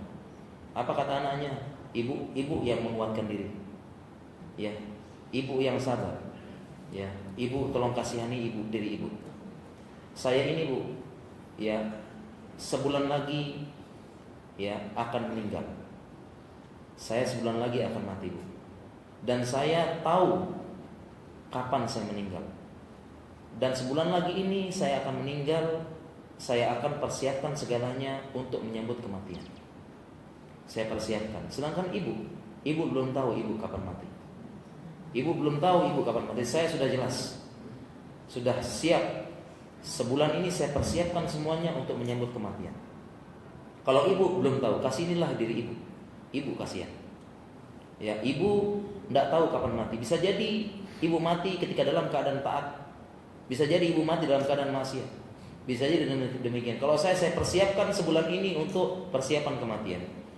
Ibu tahu apa yang saya persiapkan. Yang pertama saya siapkan menyambut kematian saya, menyambut perpisahan. Saya siapkan yang pertama, saya akan menghubungi semua manusia. Saya akan hubungi semuanya. Saya SMS, saya WA, saya akan minta maaf kepada semua orang. Saya akan minta maaf semua orang. Tolong sampaikan, saya akan meninggalkan dunia ini. Saya ingin memberikan perpisahan yang indah, perpisahan yang menyentuh. Saya akan SMS semua orang. Saya akan kabarkan semua orang saya akan meninggalkan dunia. Tolong maafkan saya. Dan semua pun saya harapkan memaafkan, karena kita akan berpisah. Karena ada orang minta maaf dan dimaafkan. Ada orang minta maaf dan dimaafkan. Tetapi saya yakin semua yang saya minta maaf ini, karena saya akan berpisah, semua akan memaafkan saya. Sehingga saya tidak akan punya dosa sesama anak Bani Adam. Ya, saya akan buat pengumuman yang pernah saya berbuat salah sama dia, tolong maafkan saya. Sampaikan sabar ini, saya akan berpulang kepada Allah. Tolong sampaikan. Ya, saya akan sampaikan, saya akan minta maaf kepada semua manusia, sehingga saya tidak akan punya dosa dengan manusia. Karena dosa sesama manusia ini harus diselesaikan sesama manusia di akhirat. Kalau kita menzalimi orang, ya kita selesaikan di akhirat. Yauma la yanfa'u malun wala banun. Di akhirat nanti tidak bermanfaat harta dan anak-anak. Kita pernah zalimi orang, nanti di akhirat kita bayar dengan pahala kita. Kalau pahala kita habis, dosa dia ke kita. Ini disebut dengan muflis. Ibu, saya akan meminta maaf pada semua orang. Saya SMS, saya sebarkan pengumuman. Saya akan berpisah. Tolong maafkan saya. Sekiranya kamu tidak saya ingin perpisahan nyata. Sekiranya saya berbuat salah, saya akan tebus. Saya akan minta maaf pada semua orang, Bu, untuk menyambut perpisahan saya yang indah. Kemudian ibu perlu ibu ketahui, ya, umumkan pada semua orang.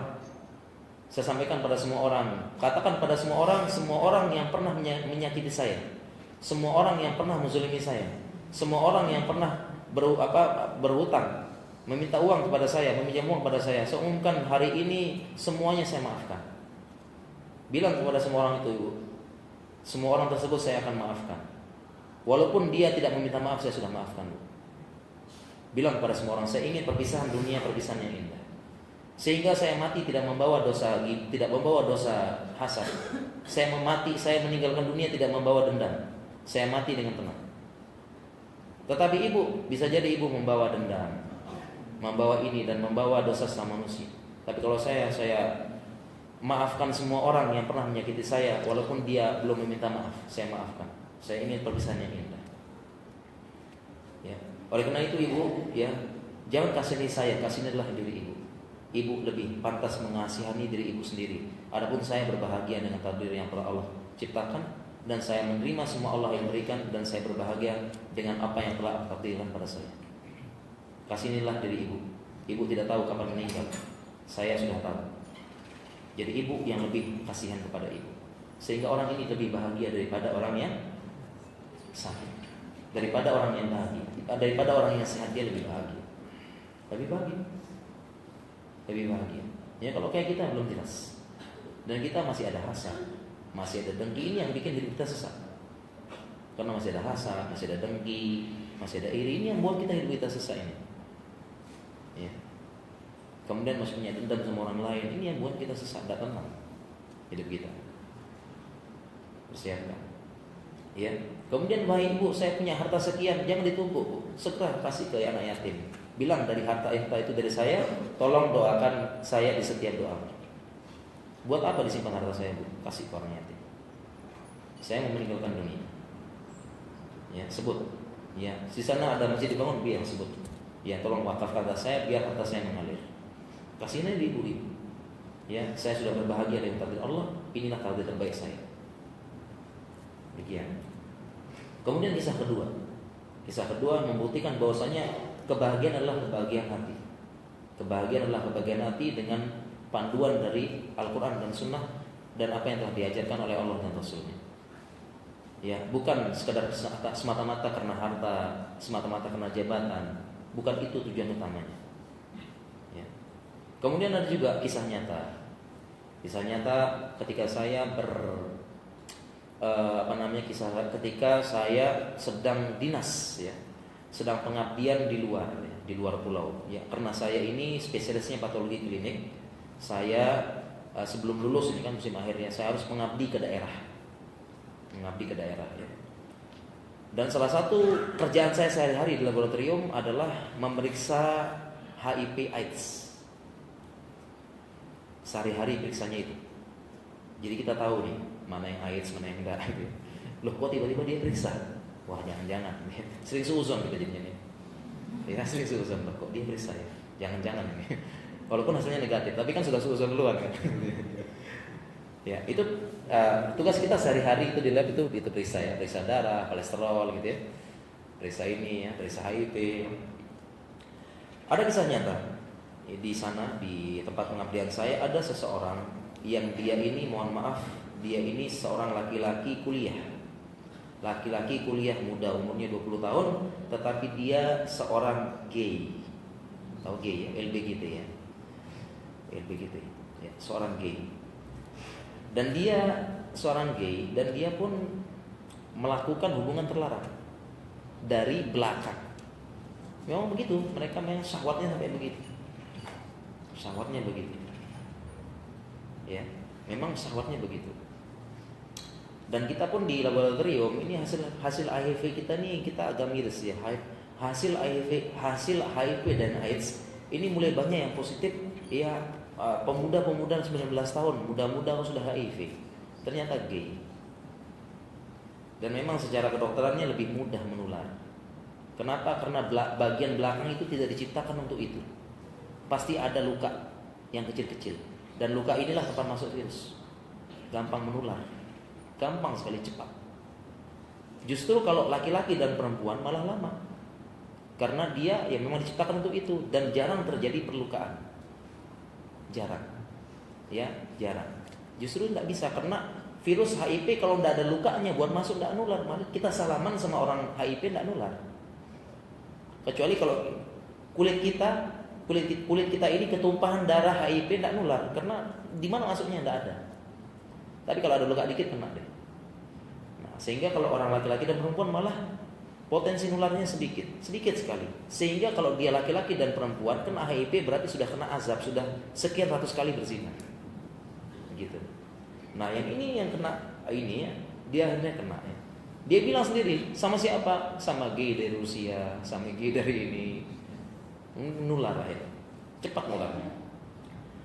Akhirnya dia periksa di lab dan positif. Dan kebetulan salah satu staf dari lab itu temannya dia. Akhirnya dijelaskan, kamu kena begini dan sebagainya. Akhirnya dia pun sadar. Akhirnya dia pun bertobat.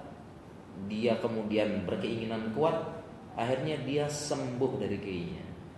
Apa? Sembuh. Sehingga ini orang yang bilang gay susah sembuh, gay begini itu apa penyakit bawaan dan sebagainya normal, itu bohong. Yaitu karena mereka mengikuti hawa nafsunya. Lihat cowok ganteng dia diikutin, tidak dilawan. Gitu ya. Dan memang gay ini kasihan Bapak Ibu sekalian, ya memang dia kasihan ya. Ya kalau kita mungkin ketemu cewek cantik atau ketemu ABG ya, bukan levelnya. Kita mungkin salah tingkah, salah apa biasa ya. Salah tingkah, kemudian langsung kita apa itu biasa. Tapi kalau mereka ketemu cowok ganteng tetap dituntut untuk bersikap profesional dan biasa, padahal hatinya deg-degan dan nafsunya memuncak gitu ya. Kasihan gitu ya. Tapi kan nafsunya diikutin, jangan diikutin, dilawan dan sebagainya, lama-lama bisa sembuh kok. Bisa. Dan ini pun dia sembuh. Dan akhirnya dia sembuh dan dia sudah tidak jadi gay lagi, sudah tidak gitu-gitu lagi, sudah sembuh ya. Dan dia pun bersyukur. Saya sangat bersyukur kena AIDS katanya. Bersyukur, ini kehidupan saya yang lebih bahagia. Saya tidak bayangkan saya tidak kena AIDS kemudian saya menjadi gay dan saya mati gay. Oke, saya mati 60 tahun tapi saya mati jadi gay. Siapa yang menjamin kemudian saya mati dalam keadaan berzina, saya mati dalam keadaan begini? Tidak tahu saya. Kemudian saya bahagia sekarang keluarga saya tidak ada yang memusuhi saya. Sebelumnya saya gay, saya itu berkelahi hebat dengan bapak saya. Bapaknya jelas marah. Ya enggak? Marah enggak? Marah ya. Apalagi dia anak satu-satunya. Anak lagi satu-satunya. Kenapa marah? Kan tidak ada penerus generasinya gitu ya.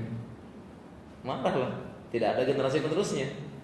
Ya, sebelumnya saya keras sama bapak saya, berkelahi dan sebagainya. Sekarang bapak saya malah mendukung saya. Bapak saya malah mendukung, memberikan support kepada saya. Sebelumnya sama keluarga saya dijauhi, saya gay, saya diolok-olok. Sekarang mereka dukung saya semua. Semuanya memberikan kehangatan sama saya. Semua sekarang support saya. Saya bahagia. Saya sekarang lebih bahagia sekarang saya kena AIDS daripada dulu tak kena AIDS. Saya bahagia. Memang saya merasakan sakit, merasakan ini nyeri, tetapi ini tidak sebanding. Kalau saya ingat-ingat dulu saya dulu masih gay, harusnya saya dulu itu di Smackdown harusnya, ya. Saya muak, ya, jijik saya lihat saya yang dulu kalau saya ingat ya. Harusnya saya dulu itu di Smackdown biar saya sadar ya. Harusnya saya dibantai dulu ya. Tidak layak hidup saya dulu ya. Saya ingat zaman dulu saya Smackdown menjijikkan saya zaman dulu tuh. Jijik sekali. Ya harusnya saya itu dihantam, dipukul semua orang ya, jijik gitu. Ya, ini tidak ada apa-apanya. Harusnya saya dulu dimusnahkan gitu. Dan dia bahagia. Dan ini Bapak Ibu sekalian contohnya ya. Ternyata orang yang sakit dia bisa lebih bahagia daripada orang yang sehat. Dan ini bukti bahwasanya yang namanya kebahagiaan sumbernya di hati. Bapak Ibu sekalian, ini waktunya sudah habis ya. Kita lanjutkan dengan tanya jawab ya. Lanjutkan dengan tanya jawab. Sebenarnya masih ada ya. Ini bagaimana pola hidupnya Nabi Sallallahu Alaihi Wasallam.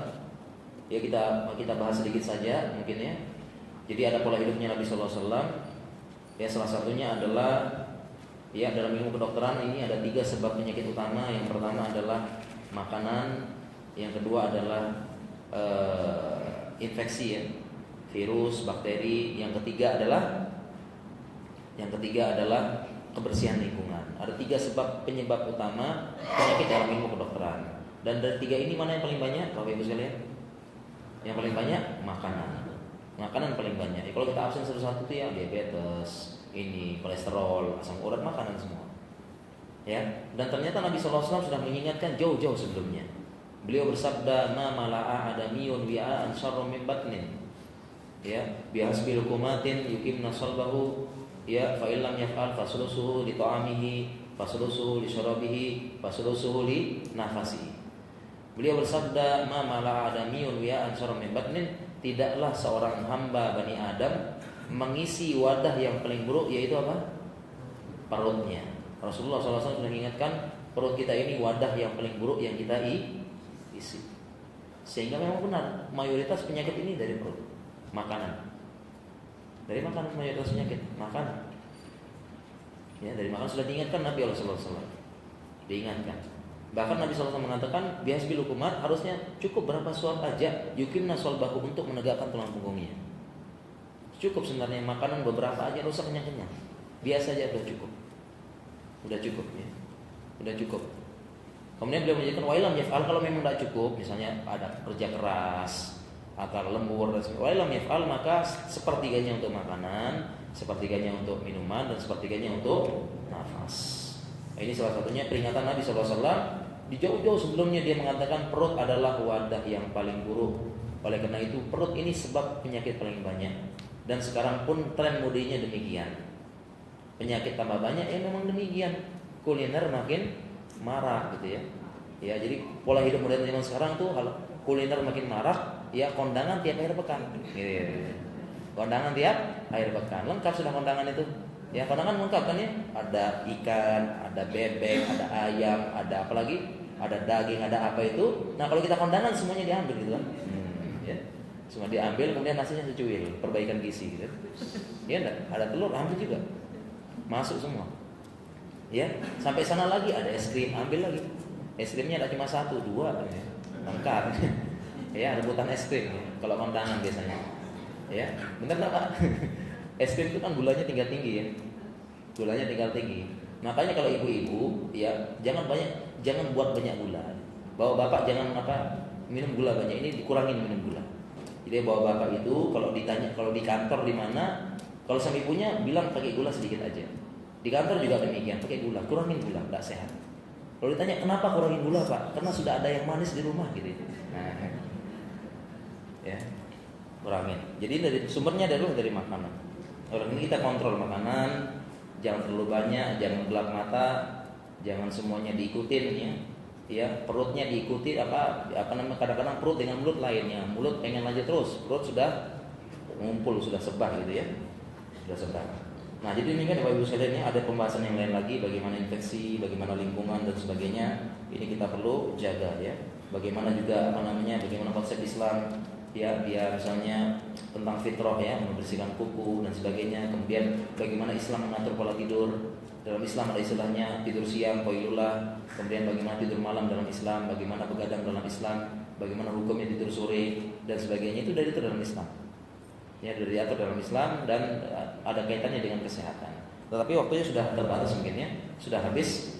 Kita cukupkan materinya, mungkin kita lanjutkan dengan tanya jawab ya. Silakan mungkin Bapak Ibu kalau ada yang bertanya, kalau bisa saya jawab, kalau enggak apa saya tidak jawab gitu ya. Iya, silakan Bapak Ibu, kalau bapak-bapaknya silakan langsung angkat tangan, suaranya keras. Kalau ibu-ibunya mungkin pakai tulisan aja deh. Ya. Ada yang bertanya enggak? Tidak? Iya. Oh iya, silakan. Ada apa? Assalamualaikum warahmatullahi wabarakatuh. Waalaikumsalam warahmatullahi wabarakatuh. Kita menanyakan untuk kalau hukumnya tidur sore itu hukumnya tidur sore ya. Jadi hukumnya tidur sore. Jadi memang ada hadisnya menjelaskan tidur sore ya.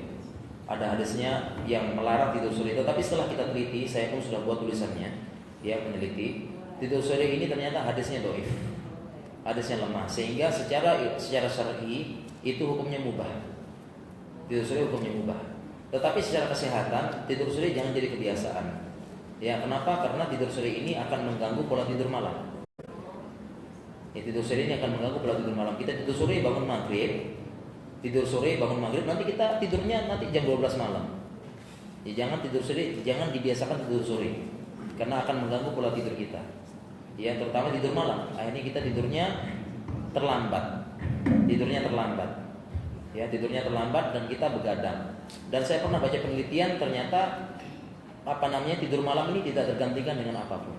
Tidur malam ini tidak tergantikan dengan tidur siang. Ya, makanya Allah berfirman, wa ja'alna naumakum subata wa ja'alna al-laila libasa. Allah berfirman, kami menjadikan malam ini istirahat dan malam ini sebagai selimut. Ya, kami menjadikan malam ini, dan memang ini malam buat istirahat. Allah sudah mengatakan demikian, wa ja'alna naumakum subata wa ja'alna al-laila libasa. Sehingga malam ini memang malam harus tidur malam. Dan saya pernah baca, ternyata malam ini adalah waktu-waktu di mana sel-sel kita melakukan regenerasi. Ya, sel-sel melakukan regenerasi tidur malam. Dan waktu paling efektif adalah sekitar awal-awal, yaitu 10, 11, 9, dan 12. Jadi kalau kita begadang terlewat waktu golden time itu, terlewatkan. Makanya syariat dalam Islam, Rasulullah SAW karena yakrahuna nauma ba'da qabla al-isya wal hadisa ba'dahu.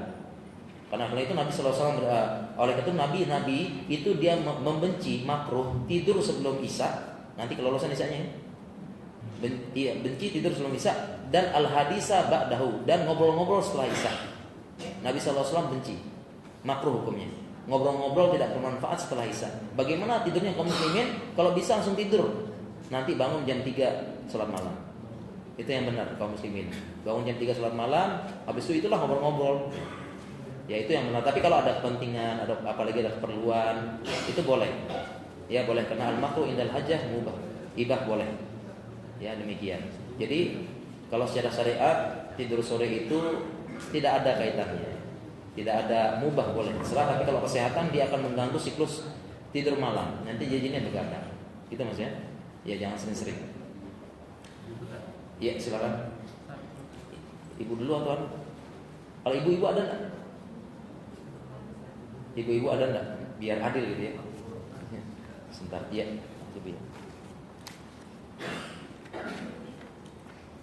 Iya. Ini pertanyaan wajib nih. Di mana-mana ditanya terus. Bertanya tentang imunisasi. Apakah perlu anak-anak diimunisasi? Alhamdulillah anak saya tidak ada imunisasi. Apakah ada efek sampingnya besar nanti? Ya, imunisasi hukumnya mubah dan bermanfaat ya. Mubah dan bermanfaat. Imunisasi ini mubah dan bermanfaat ya.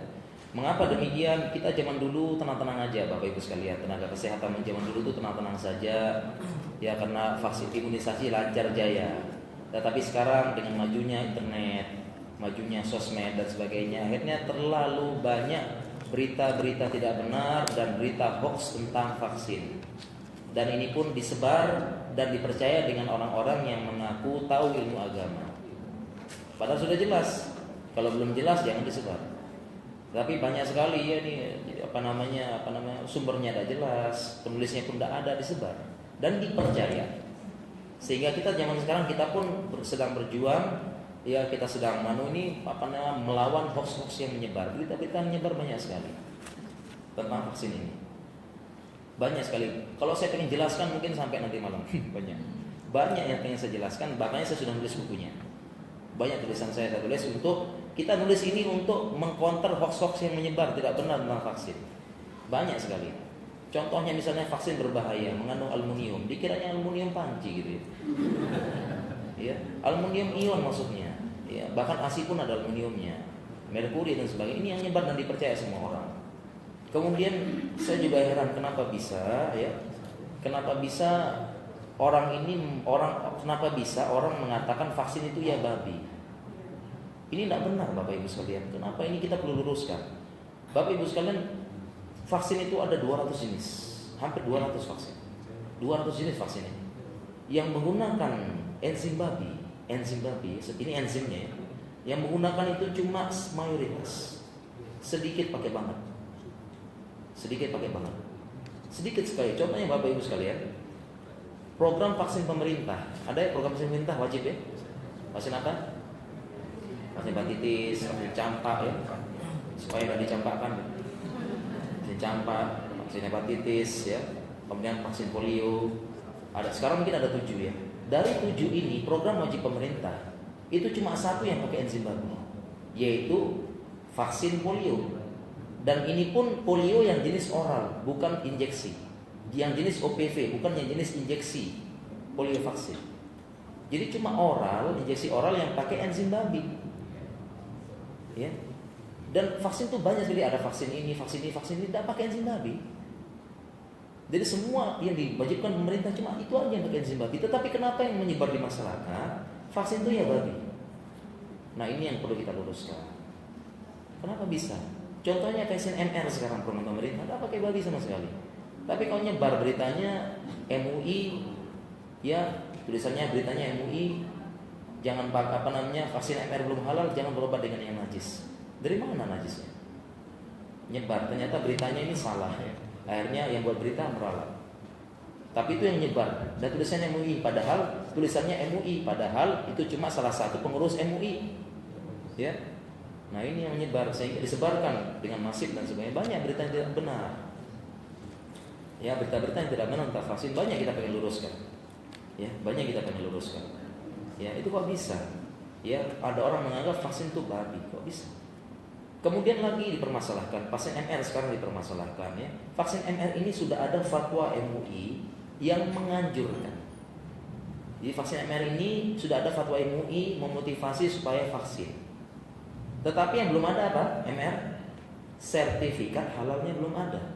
Tetapi sekarang pertanyaannya, apakah tidak ada sertifikat halal otomatis haram? Ya. Apakah tidak ada otomatis halal? Haram. Kalau begitu harus adil dong. Ya. Kita tutup aja rumah sakit karena semua obat-obat itu tidak ada sertifikat halalnya. Kamu operasi jangan pakai obat bius, karena dari sertifikat halalnya. Itu juga sama-sama diimpor dari luar negeri. Tidak, jangan. Semua rumah sakit tutup kalau gitu, adil. Tutuplah sudah. Tidak ada yang berobat ke dokter. Tidak apa-apa, saya juga senang. Tidak capek. Ya, sekarang saya dosen ngajar.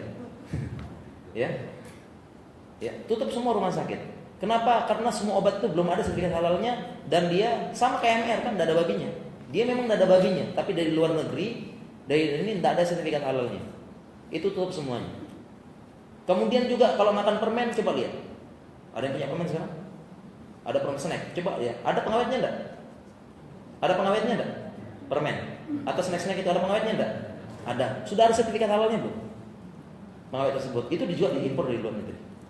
Sertifikat halalnya ada belum? Ada belum sertifikat halalnya? Apakah sekarang pertanyaannya sertifikat halal langsung haram? Padahal kaidah mengatakan al-aslu fil asya' al-ibahah, hukum asal sesuatu itu mubah sampai ada dalil yang mengharamkan.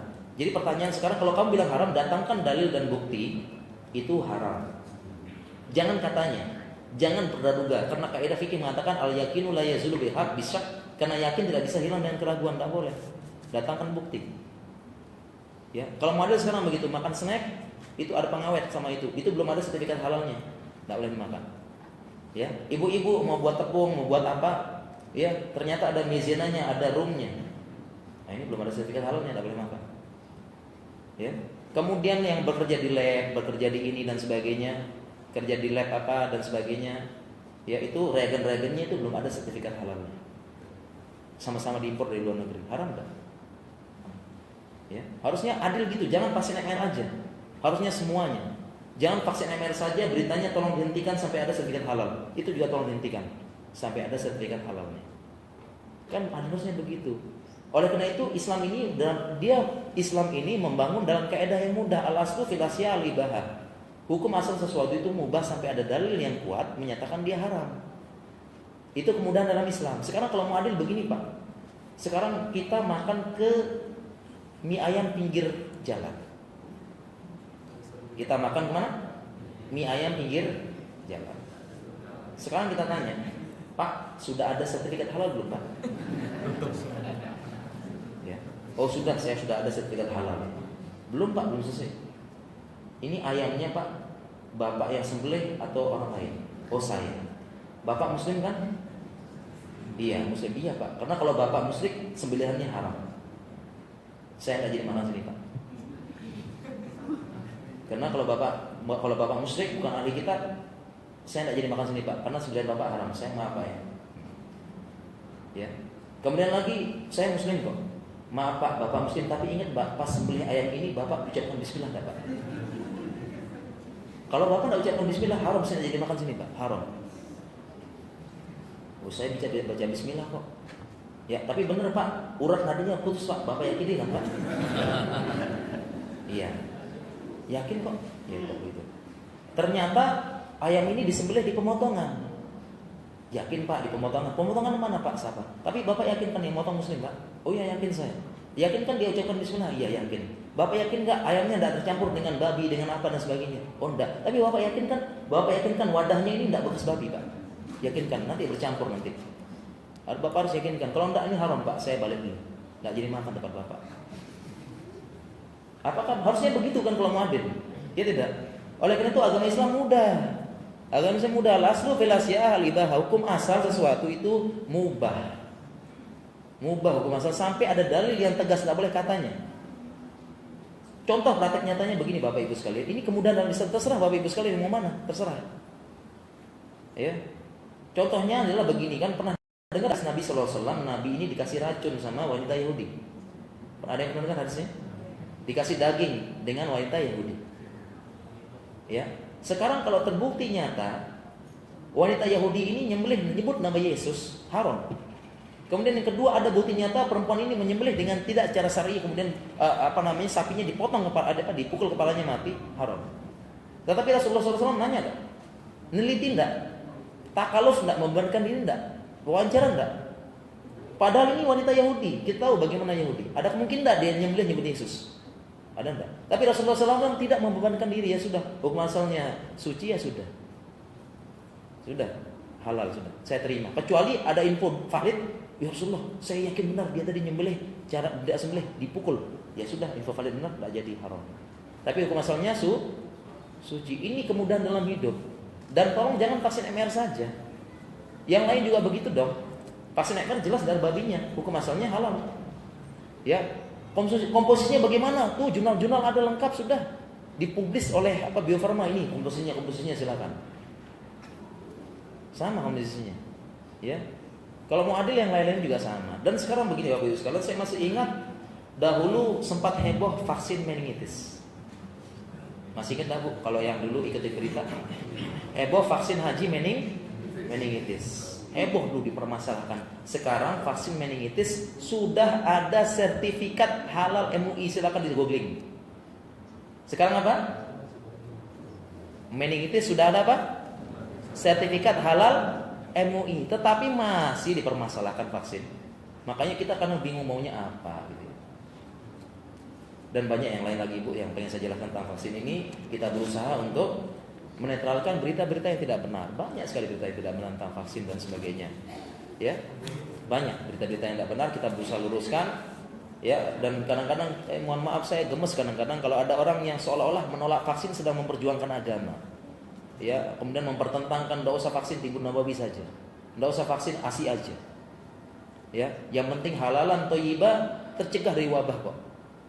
Padahal sahabat Abu Ubaidah, tahu Bapak Ibu sekalian, sahabat Abu Ubaidah, ini beliau adalah al-asyra al-mubasysyirina bil jannah, 10 sahabat yang dijanjikan masuk surga oleh Rasulullah SAW. Abu Ubaidah bin Jarrah, julukannya apa? Aminullah. Julukannya adalah aminnya, kepercayaan Rasulullah SAW, kepercayaannya Allah. Sehingga Umar mengatakan, seandainya Abu Ubaidah masih hidup, saya kasih khalifah kepada Abu Ubaidah. Ketika saya ditanya sama Allah, saya bilang saya sudah serahkan kepada kepercayaannya Allah.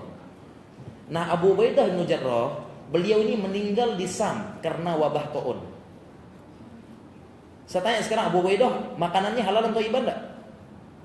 Ya asik enggak dia? Lengkap dan sebagainya. Tapi kena wabah enggak? Kena. Sehingga ada yang bilang nih cukup ASI, halalan thayyibah dan sebagainya, enggak usah imunisasi. Ya, ini tidak benar. Bapak Ibu sekalian, kalau kita mau cerita ya, bagaimana perkembangan, bagaimana orang yang kena penyakit-penyakit berat. Jadi vaksin ini dibuat untuk penyakit yang penyakit ini kalau dia nyebar cepat sekali. Kalau kena langsung cepat mati atau cepat cacat. Langsung membuat cacat seumur hidup. Itu vaksin yang dibuat, yang diteliti ratusan tahun oleh peneliti. Dan vaksin ini ditemukan pertama kali oleh ilmuwan muslim zaman Khalifah Turki. Jadi bukan produk kafir. Pertama kali memutar otak bagaimana supaya kita aman dari wabah. Diteliti ratusan tahun. Peneliti itu ratusan tahun meneliti vaksin ini, meneliti ratusan tahun. Sedangkan mohon maaf, anti vaksin kadang-kadang 200 jam net sudah jadi anti vaksin. Jadi kita di laboratorium, kita merawat dokter-dokter ini perawat, kita merawat korban penyakit ini, orang yang kena lumpuh, yang kena ini, kita lihat penderitaannya dan sebagainya, kita berusaha bagaimana mengobati. Sedangkan mereka tinggal ngenet doang, sebar sana sebar sini, bersebarkan hoax, selesai. Tidak melihat mereka orang yang sakit kena penyakit tersebut. Ya, yang dilihat tiap hari anaknya menderita, lahir cacat dan sebagainya. Apa mereka tidak? Karena mereka tidak melihat. Ya, jadi demikian kurang lebih tentang Ibnu Hasin ini. Banyak yang ingin saya luruskan, ya terlalu banyak, dan fatwa-fatwa ulama sudah sangat banyak tentang vaksin ini. Bahkan sampai sekarang saya belum menemukan fatwa haram vaksin. Tolong datakan kalau ada. Yang ada malah vaksin adalah fatwa halalnya sangat banyak sekali. Ya demikian Bapak Ibu sekalian, ya mudah-mudahan info tentang vaksin ini bisa menyebar ke kalangan kaum muslimin, menyebar dengan informasi yang benar, dan saya minta tolong kepada Bapak Ibu sekalian dan kaum muslimin tidak ikut menyebarkan berita-berita yang tidak benar tentang vaksin. Ya, ada broadcast menyebar, penulisnya tidak ada, jangan sebar. Ataupun penulisnya tidak jelas siapa, bukan ahli vaksin, bukan juga ahli agama. Demikian ya vaksinnya. Iya, silakan nanya. Satu pertanyaan, apa efek tidur setelah sholat subuh? Iya, efek tidur setelah subuh ini memang tidak benar. Sebagian ulama tidur setelah subuh mengatakan hukumnya makruh. Mengapa? Karena Rasulullah SAW bersabda, "Burika ummati fi bukuriha." Umatku ini diberkahi di waktu subuhnya. Sehingga subuh ini waktu diturunkannya berkah, dibagi-bagikannya rezeki subuh. Secara syariat hukumnya makruh. Ya, waktu dibagikan rezeki. Ustaz, saya setelah subuh tidur terus kok, tapi rezeki saya lancar. Kira-kira gimana jawabannya Bapak Ibu sekalian? Saya sering kok tidur setelah subuh, tetapi rezeki saya lancar kok, omset naik terus, gaji jalan naik tinggi. Gimana jawabannya Bapak Ibu sekalian? Karena yang namanya rezeki itu bukan cuma harta. Pengertian rezeki adalah segala sesuatu kebaikan yang melingkupi dia. Teman yang baik rezeki, ya, jodoh rezeki, anak rezeki, ya. Bisa jadi dia ini tapi syarat yang lain. Ya, apa dalilnya anak rezeki Bapak Ibu sekalian? Dalilnya hafal loh. Apa dalilnya? Bapak Ibu sekalian pasti hafal dalilnya. Apa dalilnya? Dalilnya adalah doa ketika berhubungan, kan gitu kan? Hafal ya. Allahumma jannibna syaitana wa jannibna syaitana fima razaqtana. Berarti itu ya dari ini anak adalah rezeki. Kemudian apa dalilnya jodoh rezeki Bapak Ibu sekalian? Apa dalilnya kalau jodoh ini rezeki? Apa dalilnya? Dalilnya yang tadi ya, karena tidak bisa punya anak kalau tidak punya jodoh gitu. Ya, rezeki. Jadi rezeki itu segala sesuatu yang melingkupi kita, kebaikan yang melingkupi kita. Bisa jadi dia lancar tapi yang lain seret, jodoh seret, jadi seret. Ya mungkin mohon maaf kalau ada yang jodohnya seret, jadi coba ya, jangan tidur setelah subuh. Siapa tahu ya Allah berikan, dibagikan ya. Kemudian kalau secara kesehatan kurang bagus karena dia ibaratnya memperlambat metabolisme. Harusnya subuh-subuh bangun dia udah pemanasan, ya, metabolismenya udah siap untuk aktivitas subuh. Tapi ini dia malah tetap hibernate terus. Ya, mendem terus ya, sehingga bangun-bangun jam 7 jam 8 lihat matahari, aduh matanya udah enggak enak. Ya, enggak nyaman ya. Kurang bagus. Ya, demikian ya. Salah ya. Ya, kemudian lanjut. Azannya jam berapa? 16. Masih ya? Bagaimana cara diet orang yang terkena kanker? Ya, sampai sekarang menurut ilmu kedokteran kanker sampai sekarang tidak bisa diobatin kalau sudah kena, kecuali dideteksi awal kemudian diambil semuanya. Ya, karena yang namanya kanker itu sudah kelainan genetiknya sudah memang produksinya sudah produksi gitu. Ya ibaratnya gen itu ibaratnya begini ya, sudah gennya mancung ya lahirnya mancung terus. Nah begitu juga dengan kanker, gennya sudah salah, dia produksi sel-sel yang dia sel-sel dalam jumlah banyak dan rapuh dan membesar terus. Dan sel-selnya ini bahaya kalau dia ke aliran darah, nyangkut di otak, nyangkut di ini bahaya. Dan dia memakan semua energinya, makanya kurus. Sampai sekarang belum ada pengobatannya ilmu kedokteran. Kanker ini ibaratnya kanker ini sudah takdir Allah Subhanahu wa taala. Ya. Sampai sekarang belum ada, tetapi mungkin bisa jadi yang lain ada. Tapi secara penelitian ilmiah, ingat penelitian ilmiah. Kalau penelitian ilmiah itu berarti sudah berapa banyak ya. Seluruh dunia ini teliti, menghilangkan berbagai macam faktor kebetulan. Akhirnya muncullah fakta yang valid. Paham ya? Berdasarkan penelitian belum ada. Tapi kalau testimoni banyak gitu. Pakai ini sembuh kankernya, pakai ini sembuh kankernya. Tapi itu testimoni. Ya kan? Kalau testimoni dalam ilmu kedokteran itu tidak valid, dibuang. Karena testimoni ini fenomena gunung es. Yang berhasil muncul, yang nggak berhasil hilang gitu kan? Testimoni gitu. Jadi testimoni ini tidak valid, benar-benar tidak valid dalam ilmu kedokteran dan subjektif, ya kan? Subjektif. Dan dimunculkan yang berhasil. Saya berobat klinik ini sebelumnya saya sakit kepala, setelah berobat kemudian tidak punya kepala, gitu ya. Testimoni, ya. Testimoni. Jadi testimoni enggak. Jadi kanker ini secara kedokteran penelitiannya belum ada, nggak bisa sembuh. Tapi kalau testimoni banyak, silakan kalau testimoni. Kita sih mau kedokteran ya terserah, ya. Tapi kalau penelitian valid, mengumpulkan semuanya, banyak orang, populasi sekian dan sebagainya, menghilangkan faktor kebetulan dan sebagainya dengan metodologi penelitian yang benar, ini sampai sekarang belum ada. Sehingga kanker ini ya sudah, dia adalah takdir Allah Subhanahu Wa Taala. Ya. Bagaimana cara dietnya? Diet kanker ini memang ada pola dietnya, tapi dietnya bukan untuk menyembuhkan, tetapi untuk mengurangi perkembangan kanker karena dia sembuh terus, yaitu dengan cara mengurangi glukosa sedikit. Mengurangi glukosa dan karbohidrat dikurangi sedikit supaya kanker ini tidak makan banyak. Tidak banyak energi untuk tumbuh. Tetapi ini pun menjadi pro kontra. Kenapa? Kalau kankernya tidak makan, sel normal juga tidak makan. Kan gitu. Seperti itu, sehingga sampai sekarang belum ada diet khusus ya untuk kanker. Allah Ta'ala nanti bisa ditanya sama ahlinya. Ya, ini pertanyaan ibu, pertanyaan bapak ada lagi enggak? Lanjut deh. Bagaimana cara agar tetap sehat di mana saya sudah menjadi pasien hemodialisa selama 2 tahun lebih? Amalan apa yang harus saya jalani? Ya, mudah-mudahan ya yang bertanya ini diberikan kesabaran dan diberikan pahala yang tidak terbatas dari Allah Subhanahu Wa Taala. Ya, pasien hemodialisa 2 tahun lebih. Umumnya pasien hemodialisa ini cuci darah ini sebabnya karena gangguan ginjal. Ya.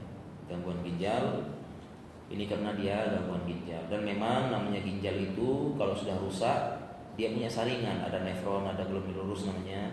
Itu kalau sudah rusak saringannya tidak ada spare partnya, tidak bisa diganti lagi. Dan sekali rusak sudah rusak terus dan akan semakin parah terus.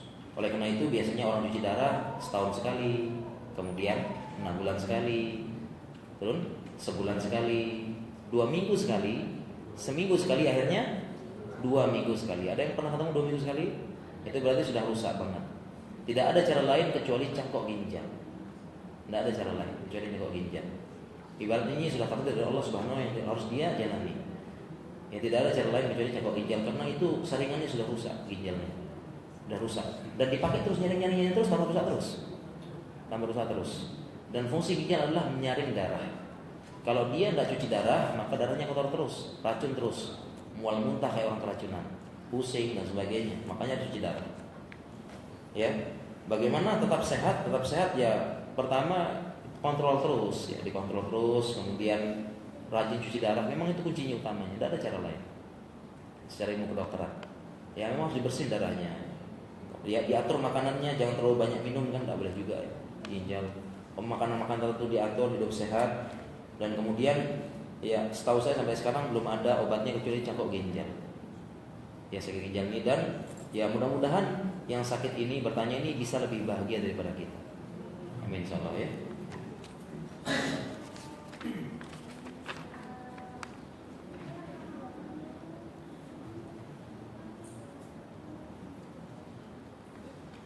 Iya, saya alhamdulillah diberikan ujian sakit. Saya sudah ikhlas dan insya Allah sabar, tapi sering merasakan sakit hingga membuat saya sedih.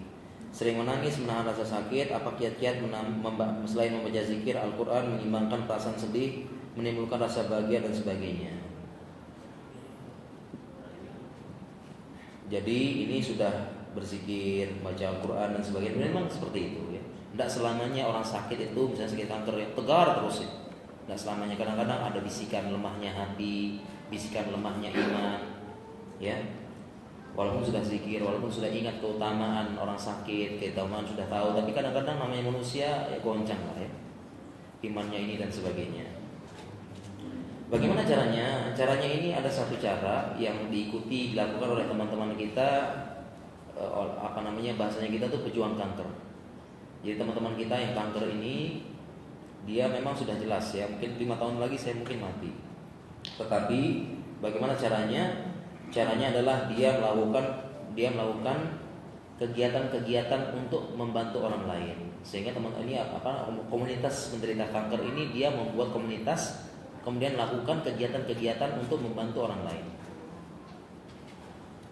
Dia bantu orang lain. Jadi dia pun sebentar lagi mati tapi dia membantu orang lain. Dia buat apa? Dia buat misalnya ke panti asuhan, kemana, di sini dan sebagainya. Diajarkan anak kecil, diajarkan. Kalau ini mungkin ya coba diisi dengan kegiatan ngajar mengaji, ngajar apa, ya sehingga dia psikologisnya masih dirasakan orang. Coba contohnya misalnya coba ajarkan anak-anak kecil di masjid 2 orang atau 3 orang ajarkan mengaji misalnya, ajarkan alif ba ta sa, ya kemudian dia buktikan dia tetap bisa memberikan manfaat pada orang banyak, sehingga dia bisa memberikan rasa kebahagiaan pada orang lain, sehingga dia muncul perasaan saya ini masih bermanfaat, saya masih bisa memberikan manfaat, sehingga perasaan-perasaan tersebut akan hilang ya. Perasaan-perasaan tersebut dia akan hilang ya. Artinya dia kadang gusar, kadang ya namanya orang sakit yang tidak mungkin terus-menerus tegar terus, dan dia ingatlah dengan yang tadi ya, bagaimana janji Allah, kemudian bagaimana ini dia berhusnuzon sama Allah, dia harus berhusnuzon, dia harus berprasangka baik pada Allah. Kalau penyakitnya ini akan menghapuskan dosanya, dia wajib berprasangka baik pada Allah. Allah takdirkan ini supaya saya mati dalam keadaan tidak punya dosa sama sekali. Dia harus yakin dan dia harus berprasangka baik dengan Allah Subhanahu wa taala. Mengapa? Karena Allah berfirman dalam hadis qudsi, ana inda dzanni abdi bi. Sesungguhnya saya sebagaimana prasangka hambaku. Jadi kalau dia dapat takdir seperti ini, dia harus yakin dengan benar Allah ini menginginkan kebaikan sama saya. Innallaha iza ahabba qauman ibtalah. Sesungguhnya Allah kalau mencintai sesuatu kaum atau seseorang, Allah akan memberikan ujian. Wa innallaha iza arada bi abdi khairan ajjalalahu uqubatahu fid dunya. Sesungguhnya Allah kalau menginginkan kebaikan kepada seseorang akan disegerakan hukumannya di dunia dan di akhirat selamat. Justru kita ini yang bahaya. Hukumannya diakhirkan di akhirat. Ya, dia harus berzon pada Allah. Ya, ini adalah takdir Allah terbaik sama dia. Dia harus berbahagia dan dia ingat-ingat Allah sangat sayang kepada dia dan menghendaki kebaikan kepada dia. Ya, mungkin demikian ya Bapak Ibu sekalian. Ini sudah waktunya sudah asar ya. Demikian kurang lebihnya saya mohon maaf. Ya, kalau ada sumur di ladang bagaimana Bu? Kalau ada sumur di ladang, iya, tidak boleh mandi Bu, haram ya. Kelihatan auratnya. Mandinya di dalam aja dah. Ya, kita akhiri, mudah-mudahan bermanfaat. Ya, subhanakallahumma bihamdika asyhadu an la ilaha illa anta astaghfiruka wa atubu ilaik. Wassalamualaikum warahmatullahi wabarakatuh.